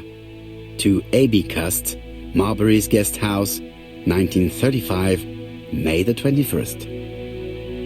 Dear Sir, further to our letters dated 5th and 10th of the month, we confirm we are you as door-to-door salesman, according to the conditions stated in our previous letters. We will send you the articles by mail and also a red field typewriter you will be using for every business letter. Regarding the schedule of your rounds, please do as following. June 21, Andover. Arrive by train the 20th in the evening and get a room at Station Hotel. Start your turn in the north part of the town. This letter establishes that Cust went to Andover, but the ink has hidden the destinations of his other trips. I know from Mrs. Marbury that he went to Churston. I just have to show that he went to Bexhill, and I will have proved that he was present at all the crime scenes.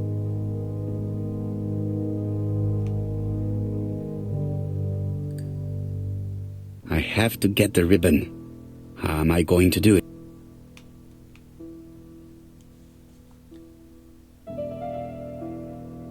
The ribbon is jammed. I have to start by freeing it. The ribbon is jammed. I have to start by freeing it.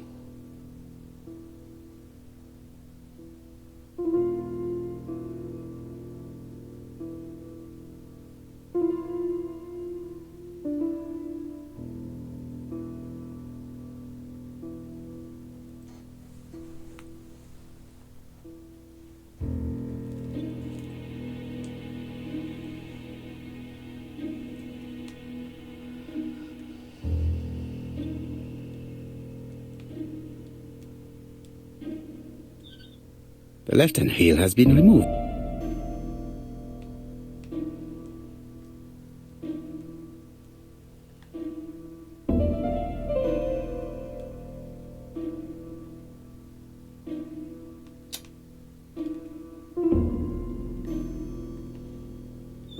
The right-hand heel has been removed.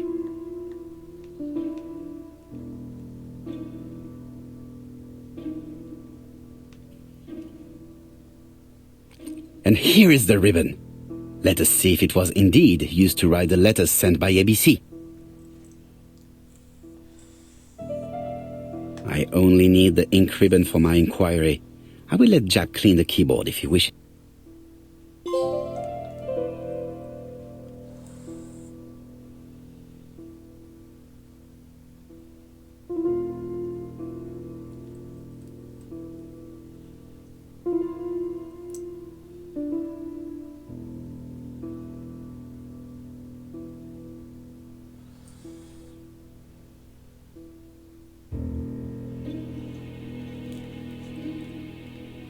All the letters announcing the murders were written on Cust's typewriter.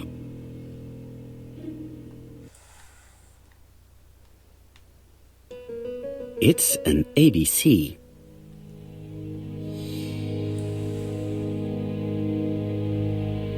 A long-bladed knife. A murderer's weapon. This object will probably be useful to me.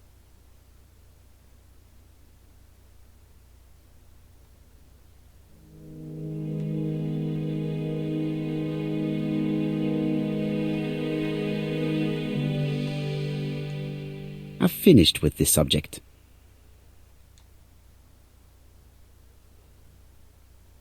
John Milligan, Managing Director, Silky Leg.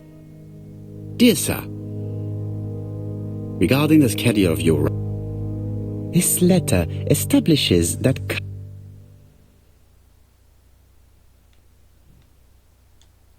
Did Cust drop it when he opened the window? Or was it Mrs. Marbury while she was cleaning?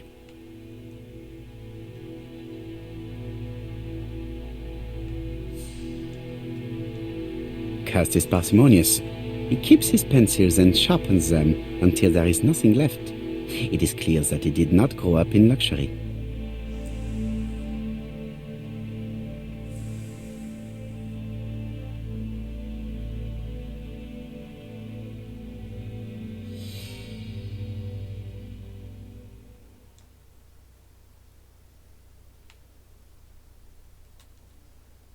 ABC guys.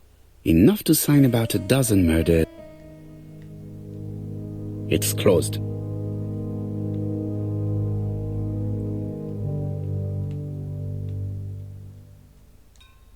It's closed.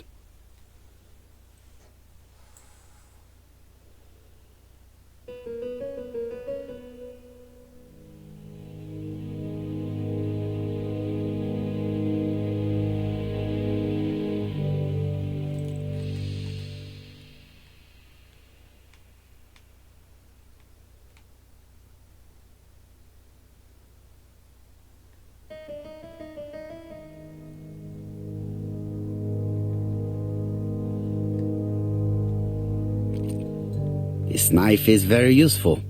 Who knows? Maybe it never cut anything other than string. Stockings.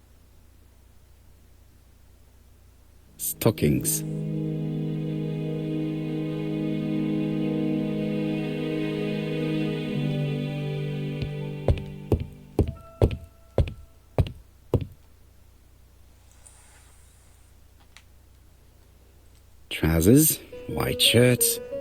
Everything has been washed very well. The Bexhill daily paper, dated from the day of the Bexhill murder. Most probably the bathing dress repaired by Mrs. Marbury's expert hands. All the main articles referring to the ABC case are here, from the Churston murder onwards. Nothing before that date.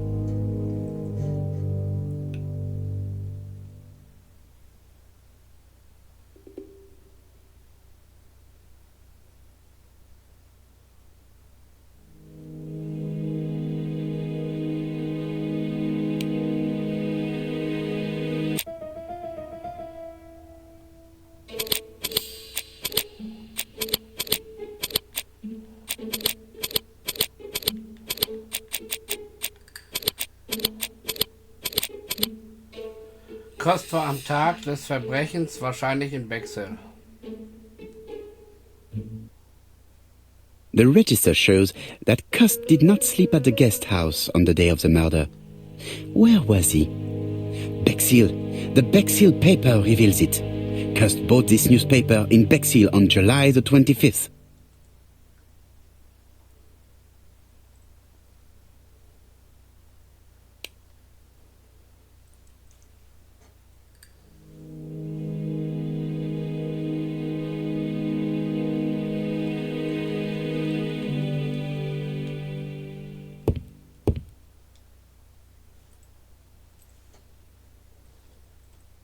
This dark stain.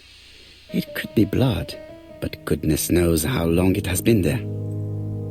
No use continuing the inspection of this room. I've seen all there is to see.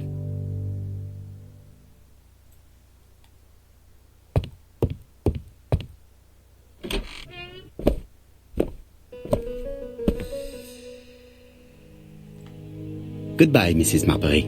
Thank you for your help. Bye. Ah, Chief Inspector. I was about to leave. Good evening, Chief Inspector. Welcome. Please excuse me, I must go to the kitchen. I'll leave the key of Mr. Cust on the counter. I'm sorry I'm late. I've spent ages with the Doncaster police. And you? I have established one fact. On 3 occasions, Cust was at the scene on the day of the crimes.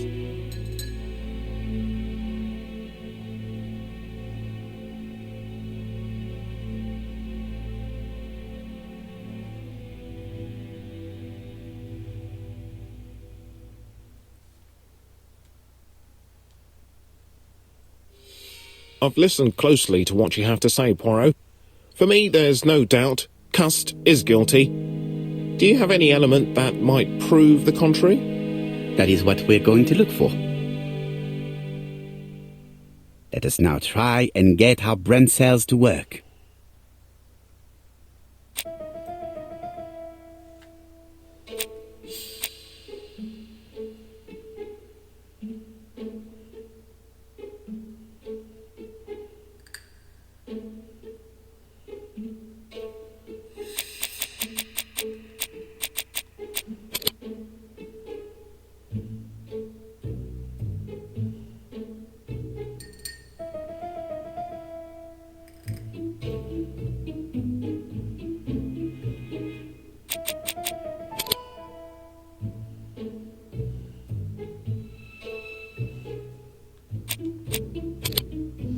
Text befand sich an allen Orten.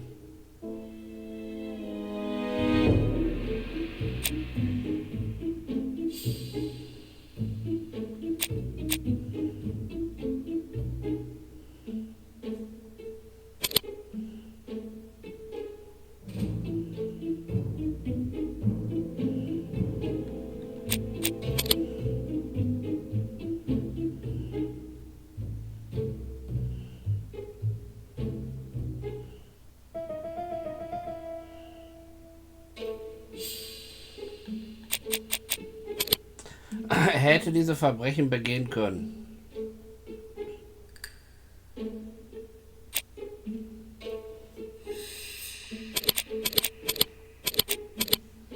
Schuldig.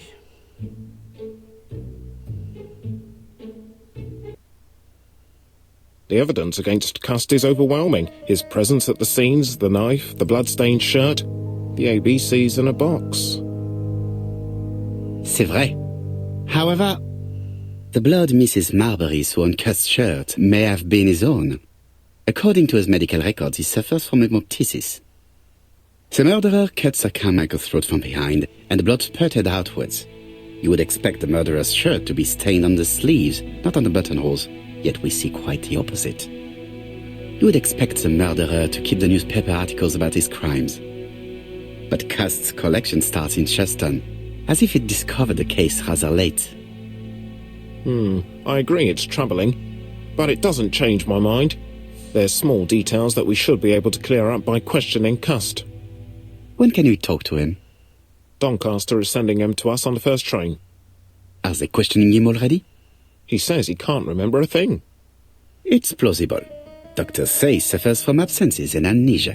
Mrs. Marbury has confirmed this. He may have done the murders in an altered state. A familiar situation. It's not enough to clear his name. Dr. Thompson insisted that even if you don't know what you're doing, you never commit a murder without wanting to. Très intéressant. I shall remember that.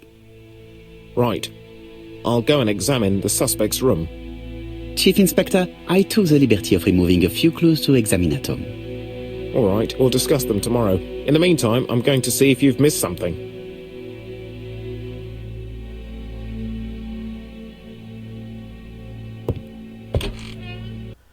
So.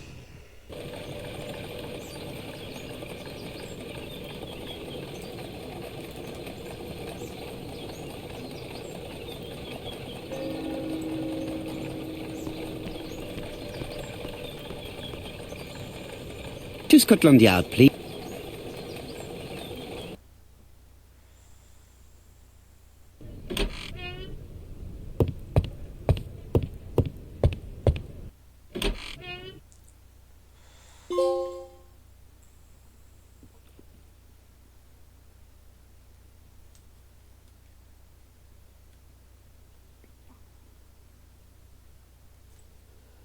This man is not in good shape.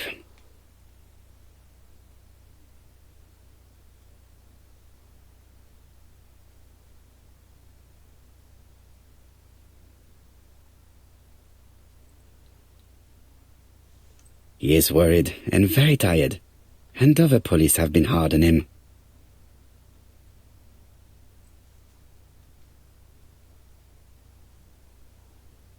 What do you want from me?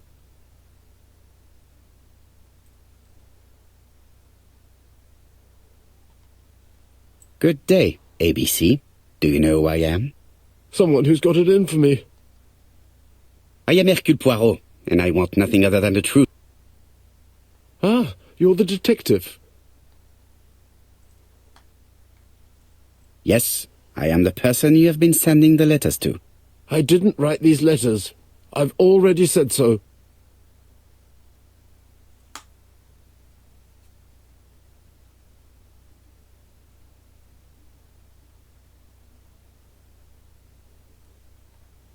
Très bien. You did not hide these letters. But the question remains, who did? Probably one of my enemies. I have many.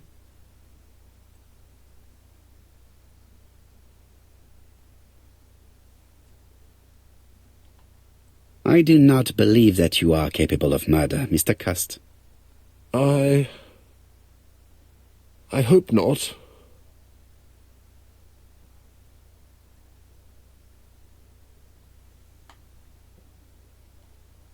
You suffered during the war. It's true. I was wounded. I suffered. But the army was the only place I didn't feel inferior. No questions. Just orders to follow. But ever since you were wounded, you have absences, bouts of amnesia. And headaches. Professor Clark treated you. Yes, a few years ago he really helped me with my burned throat.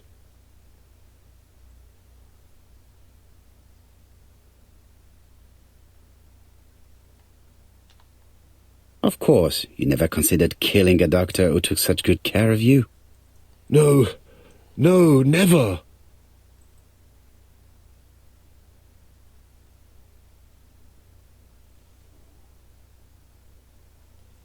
You were seen at all the crime scenes. Yes, I was. I travel a lot, but not for pleasure. I am terribly unwell in trains. But I had to respect my engagements.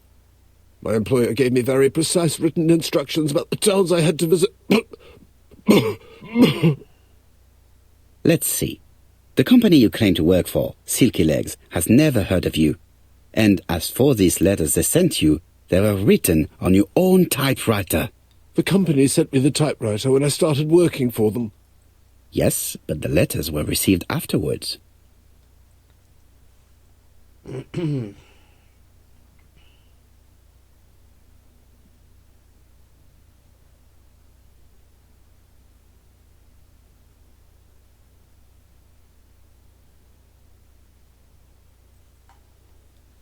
So it would appear that you typed them before sending them to yourself. I don't remember. Good God! I don't know what's happening to me. My head hurts terribly.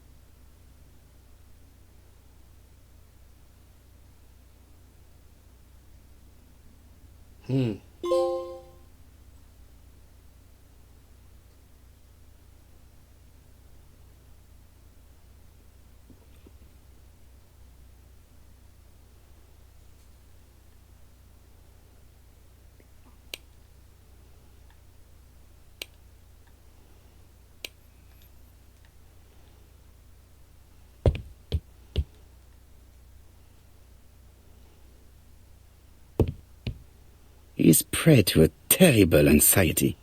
Is it remorse? Or simply the pressure of the questioning and the stranger? He is in no state to reply.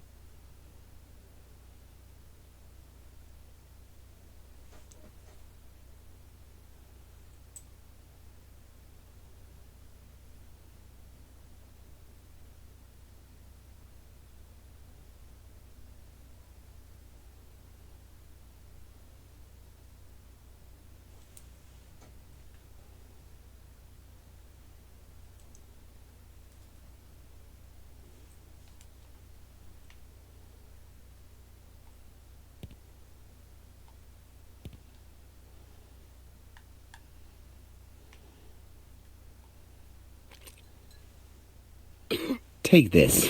It will help you.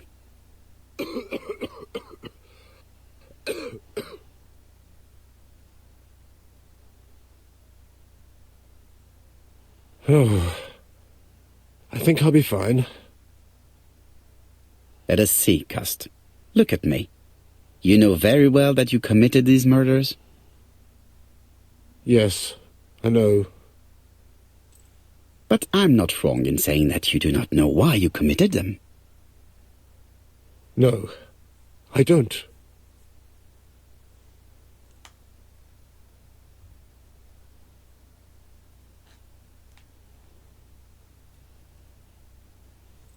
Let us leave Cust alone.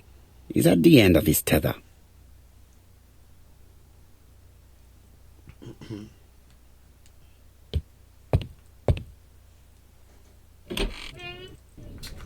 And what conclusions have you drawn? Plenty. It might help us to understand him a little better.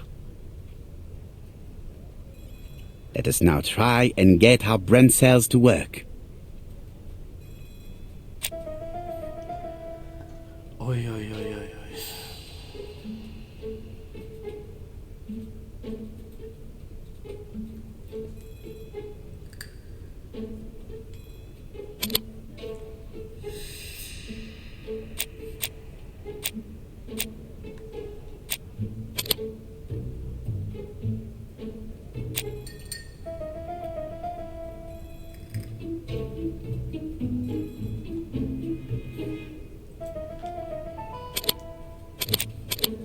Kost ist mental und psychisch schwach, physisch schwach. Das ist nicht gerade das Profil eines Killers.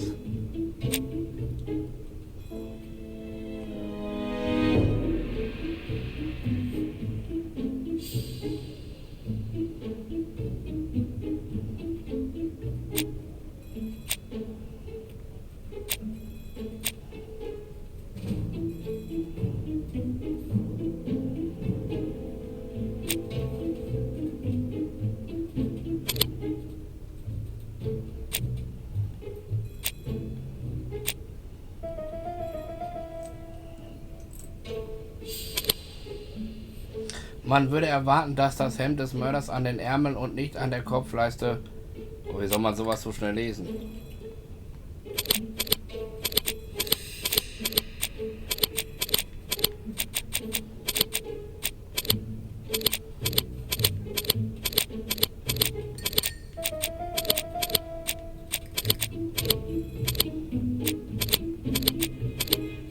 Man kann sich seiner Schuld noch nicht sicher sein.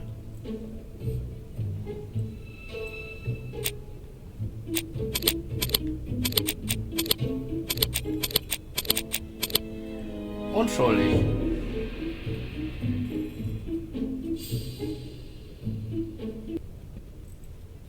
I don't see any clearer than before.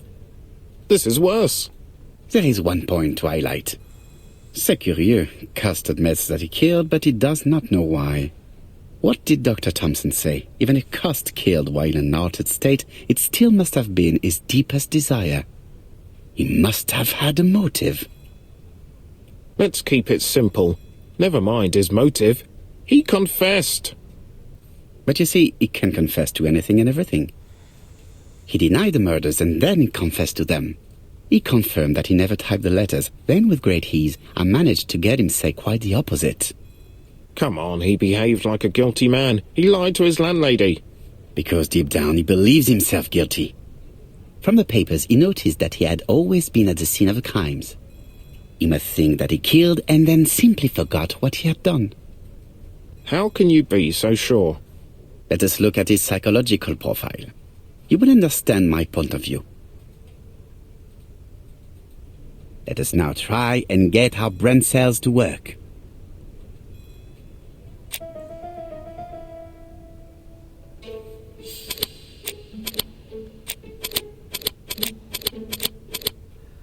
Unbedeutend.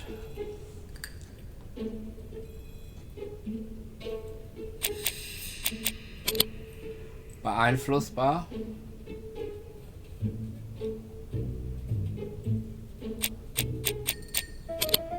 Und ohne Scham.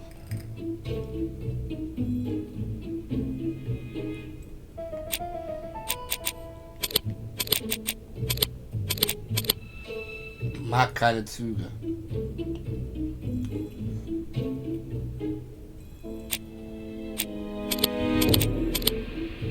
Kalt.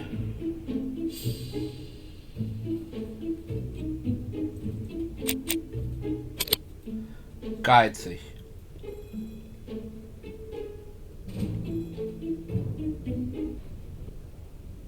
You see? Cust's character is quite the opposite of the murderer's. But if he's a madman, can we really talk about his character? You know very well that our murderer does not behave like a psychopath. Apart from the signature, there is no ritual repetition in the choice of victims. Very well, you're right as always. So we have no confession, no culprit, no suspects, nothing. And all that after 2 months of inquiry? What should I do? Have faith. Just give me 24 hours.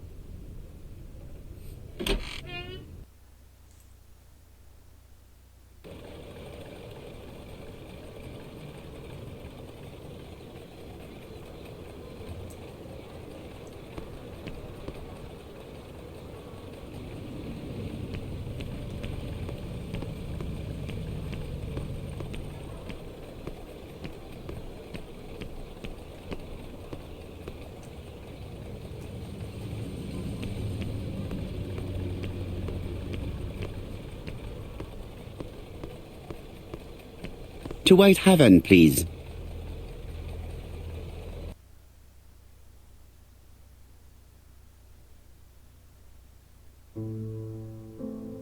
Cust's arrest is a great success for you, Poirot. It's all clear now, except maybe one or two details. Details. Ah, mon ami. The devil is in the detail, as we say. Excuse me? Patience, Hastings. Everything will be clear once our guests arrive. Best be prepared. Slip a revolver into your pocket before they do. A revolver? But Poirot, what are you afraid of? Trust me. It is important you carry a weapon for this meeting. I will lend you mine. What about telling me what you have in mind? Surtout pas. You wouldn't be able to play your role. Wait one moment, I will bring you my weapon.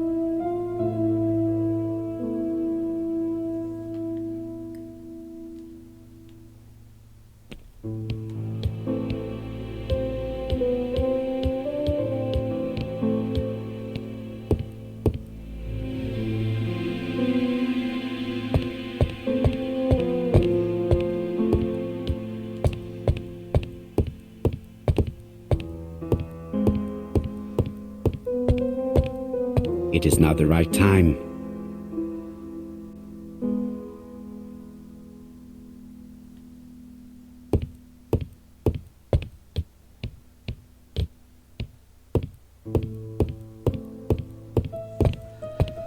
The white ammunition are blank cartridges. The others are real bullets.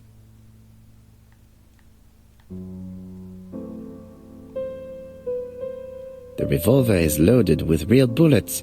I still have time to choose blanks. The revolver is loaded with blanks. I still have time to choose real bullet.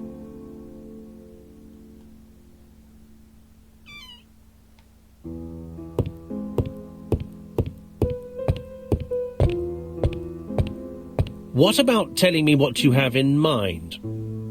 Surtout pas. You wouldn't be able to play your role. Wait one moment, I will bring you my weapon.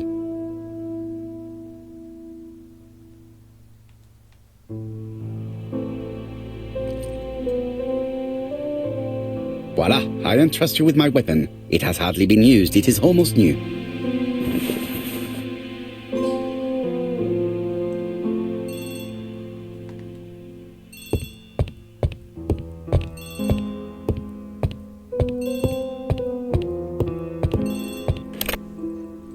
Chief Inspector, is that you?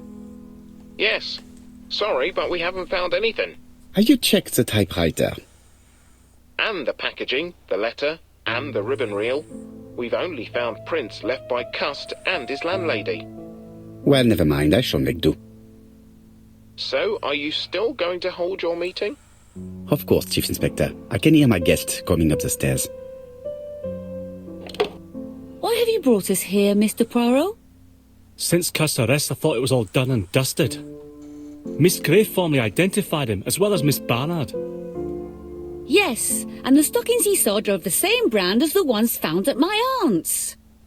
This is all true. However, a case is not closed if some questions remain open. And one question is, why did the murderer send me his letters? Why did he challenge me, Hercule Poirot? Perhaps he wanted to play with you, to taunt you. Xenophobia? Maybe he didn't like you because you're foreign. I may be wrong, but maybe by provoking you he was looking for glory? All these theories should be studied. Let us now try and get our brain cells to work.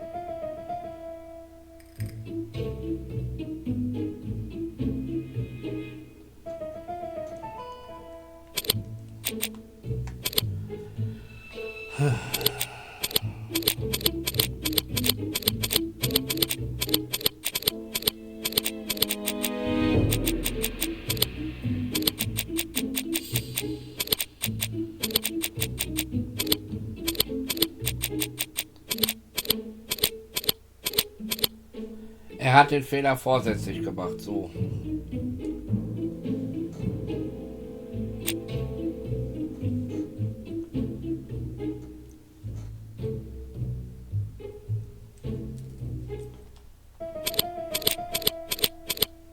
Er hat am Büro geschrieben, weil seine Adresse nicht sehr bekannt ist. Is everything clear now? You might like to explain your reasoning again. Of course. First of all, remember that the murderer made it a rule to always post his letter before the murder. He never digressed from that rule. However, in Churston, he encountered a problem. The village has only 500 inhabitants. With advance warning, it would be easy to arrest him. Therefore, the murderer delayed his letters deliberately with the wrong address. The plan wouldn't have worked if he'd sent it to Scotland Yard or the papers because everybody knows their addresses. The mistake would have been corrected and the letter would have been on time. That is why the murderer chose me as the recipient. Because for his plan to succeed, it was necessary for at least one of the letters to have a wrong address and get lost. It was very cunning. Absolument. It is a very subtle plan. It matches the profile we have drawn up of him perfectly. That of an intelligent, daring and calculating murderer. But that's not how you describe Cust. You are quite right, mademoiselle. Like you, I find it hard to believe that this dull character is the clever murderer we are looking for. Do madmen... I mean, if he's mad, he might have two very different sides. No doubt. But the murderer is not mad. All the specialists agree that he does not have the profile of a psychopath. But if Cust is not guilty, how do you explain his presence at the scene of the crimes? Mr. Clark, the answer to your question is in the medical records of your brother's patients. Documents which Cust most certainly did not have access to. Let us now try and get our brain cells to work.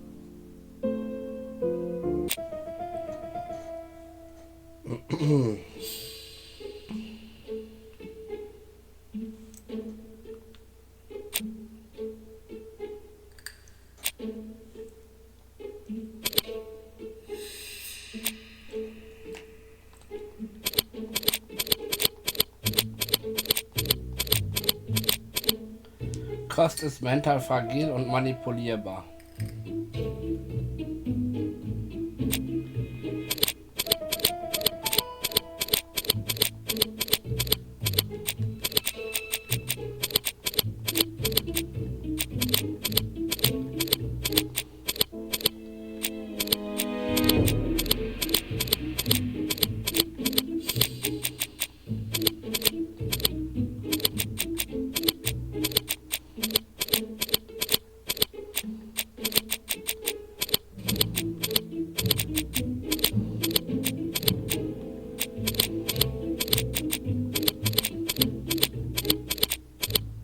Der Mörder hat Cust manipuliert, indem er ihn die Städte der Opfer geschickt hat, um Spuren zu verwischen.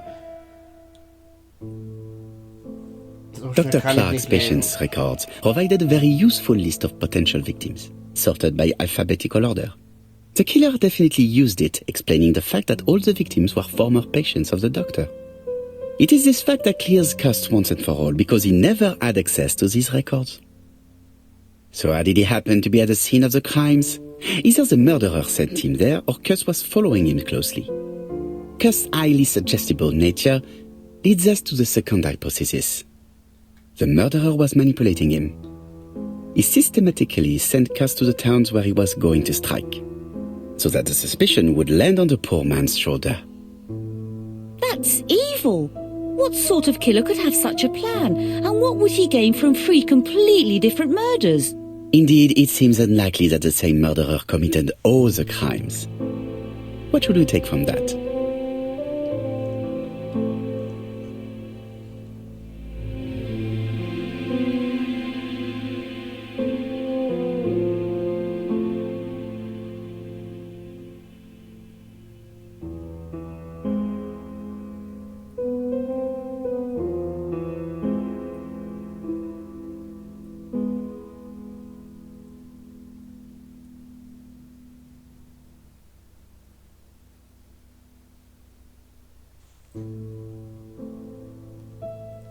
There is not one murderer but 3 accomplices, who all use the same scenario.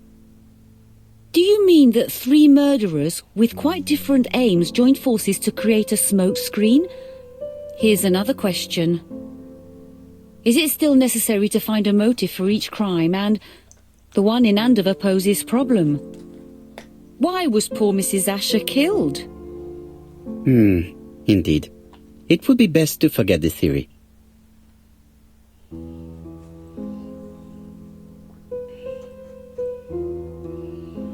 Just one murder was of benefit to the murderer. The others were just diversions. On reflection, there is only one conclusion. The murderer killed once out of interest and twice to divert our attention. This reasoning points at 2 potential culprits. Franklin Clark. Donald Fraser? Yes, mademoiselle, that's good thinking. Mr. Fraser may have killed Betty out of jealousy. Mr. Clark may have killed his brother in order to inherit his large fortune. Both have a motive. But Donald did not have access to Dr. Clark's records. Please allow me to disagree with you, mademoiselle.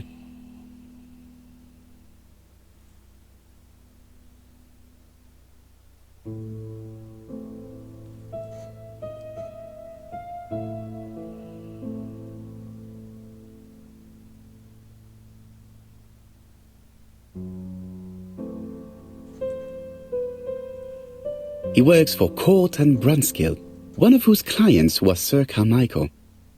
It doesn't prove that I went to Comeside. You could have done it, and you may have used the opportunity to take a look at Sir Carmichael's records. You think I'm guilty? You or Mr. Franklin Clark? That's ridiculous. Both of you have a motive. The question is, which of you has the profile that most resembles the murderer? Let us now try and get our brain cells to work.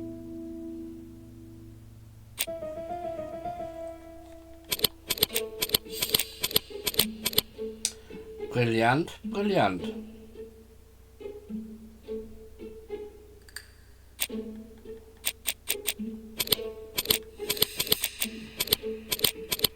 Selbstsicher, beeinflussbar. Ist Donald ein Verführer? Er ist ein Verführer.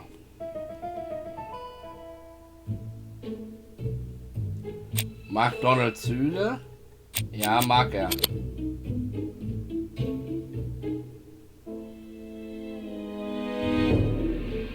Ist Donald impulsiv?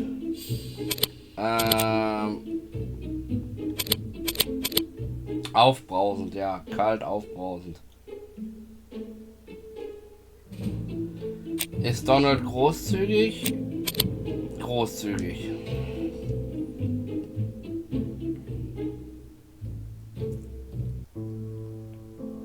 Ladies and gentlemen, Donald may share many character traits with the murderer, but he does not have his cold indifference. He has a temper. It is hard to imagine him planning anything. Also, jealousy is his motive, and crimes of passion are rarely planned. Right, I suppose it's my turn to be subjected to the same scrutiny. Absolument, Mr. Clark. Let us now try and get our brain cells to work. Ist Franklin clever?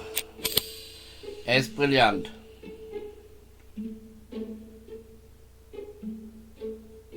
Ist Franklin selbstsicher?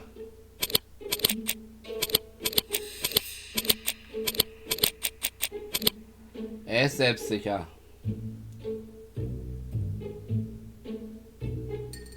Verführer? Ja, ist ein Verführer.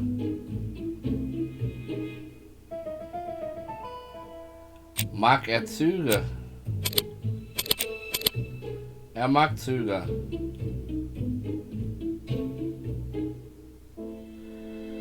Ist Franklin impulsiv? Ja, kalt, genau, richtig. Großzügig? Er ist großzügig auf jeden Fall.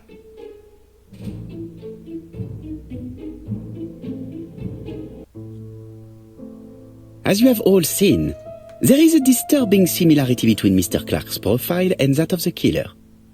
In actual fact, it is exactly the same. Mr. Poirot, your psychological studies are interesting, but your conclusions do not add up. Why would I have wished my brother's death? The inheritance is lawfully mine. I just have to wait. No, you had to act quickly.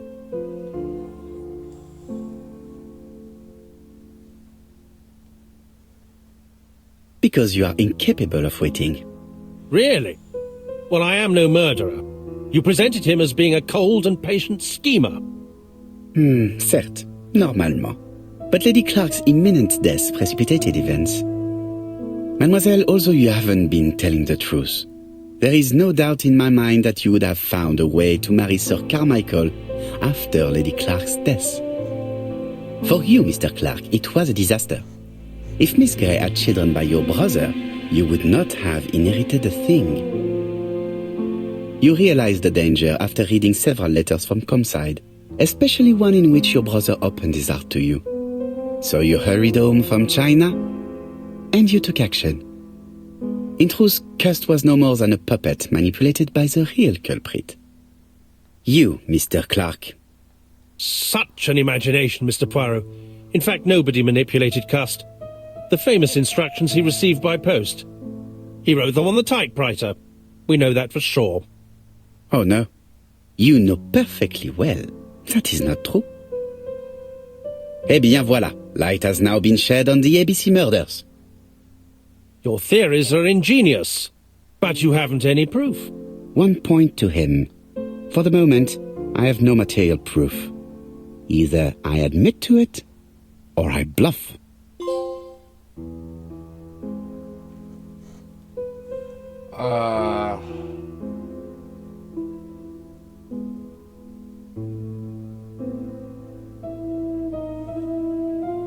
In Bezug auf die Fingerabdrücke, die auf Custs Schreibmaschine gefunden wurden, lügen. One thing proves it. The prints you left on Cust's typewriter. Enough. Oh, of course you wiped the typewriter before sending it. But not carefully enough. Scotland Yard has found your print along with those of Cust. I understand why you never wanted to lend me your new typewriter, and why you were searching through your brother's things. And the hole you dug on the moors. What did you hide there? The knife you used to kill your brother? Game, set, match. You win, Mr. Poirot. But it was worth trying. Oh. Hey. Don't come near me! I'll never let you take me, Mr. Poirot. Gut, dass wir Platzpatronen da reingepackt haben. I'm sorry, Mr. Clark, there is no easy death for you. I expected your reaction, so I used blanks. I'm sorry, mademoiselle, but your second chance has been lost. Franklin Clark will never inherit his brother's fortune.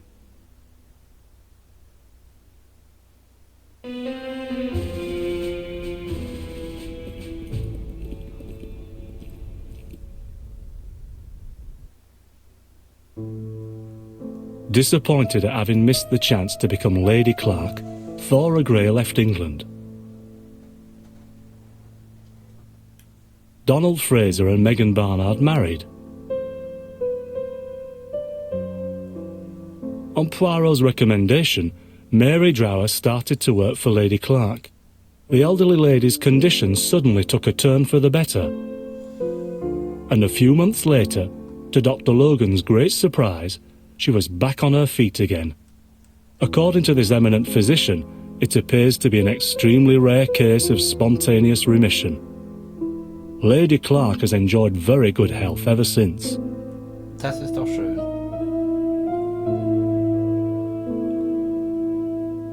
Journal of an Innocent.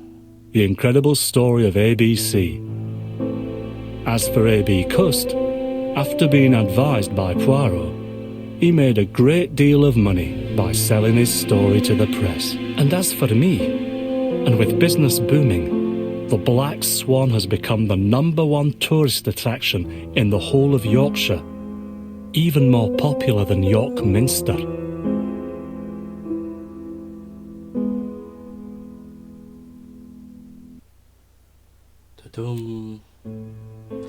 Ja, meine Lieben, das war Agatha Christie, The A B C Murders.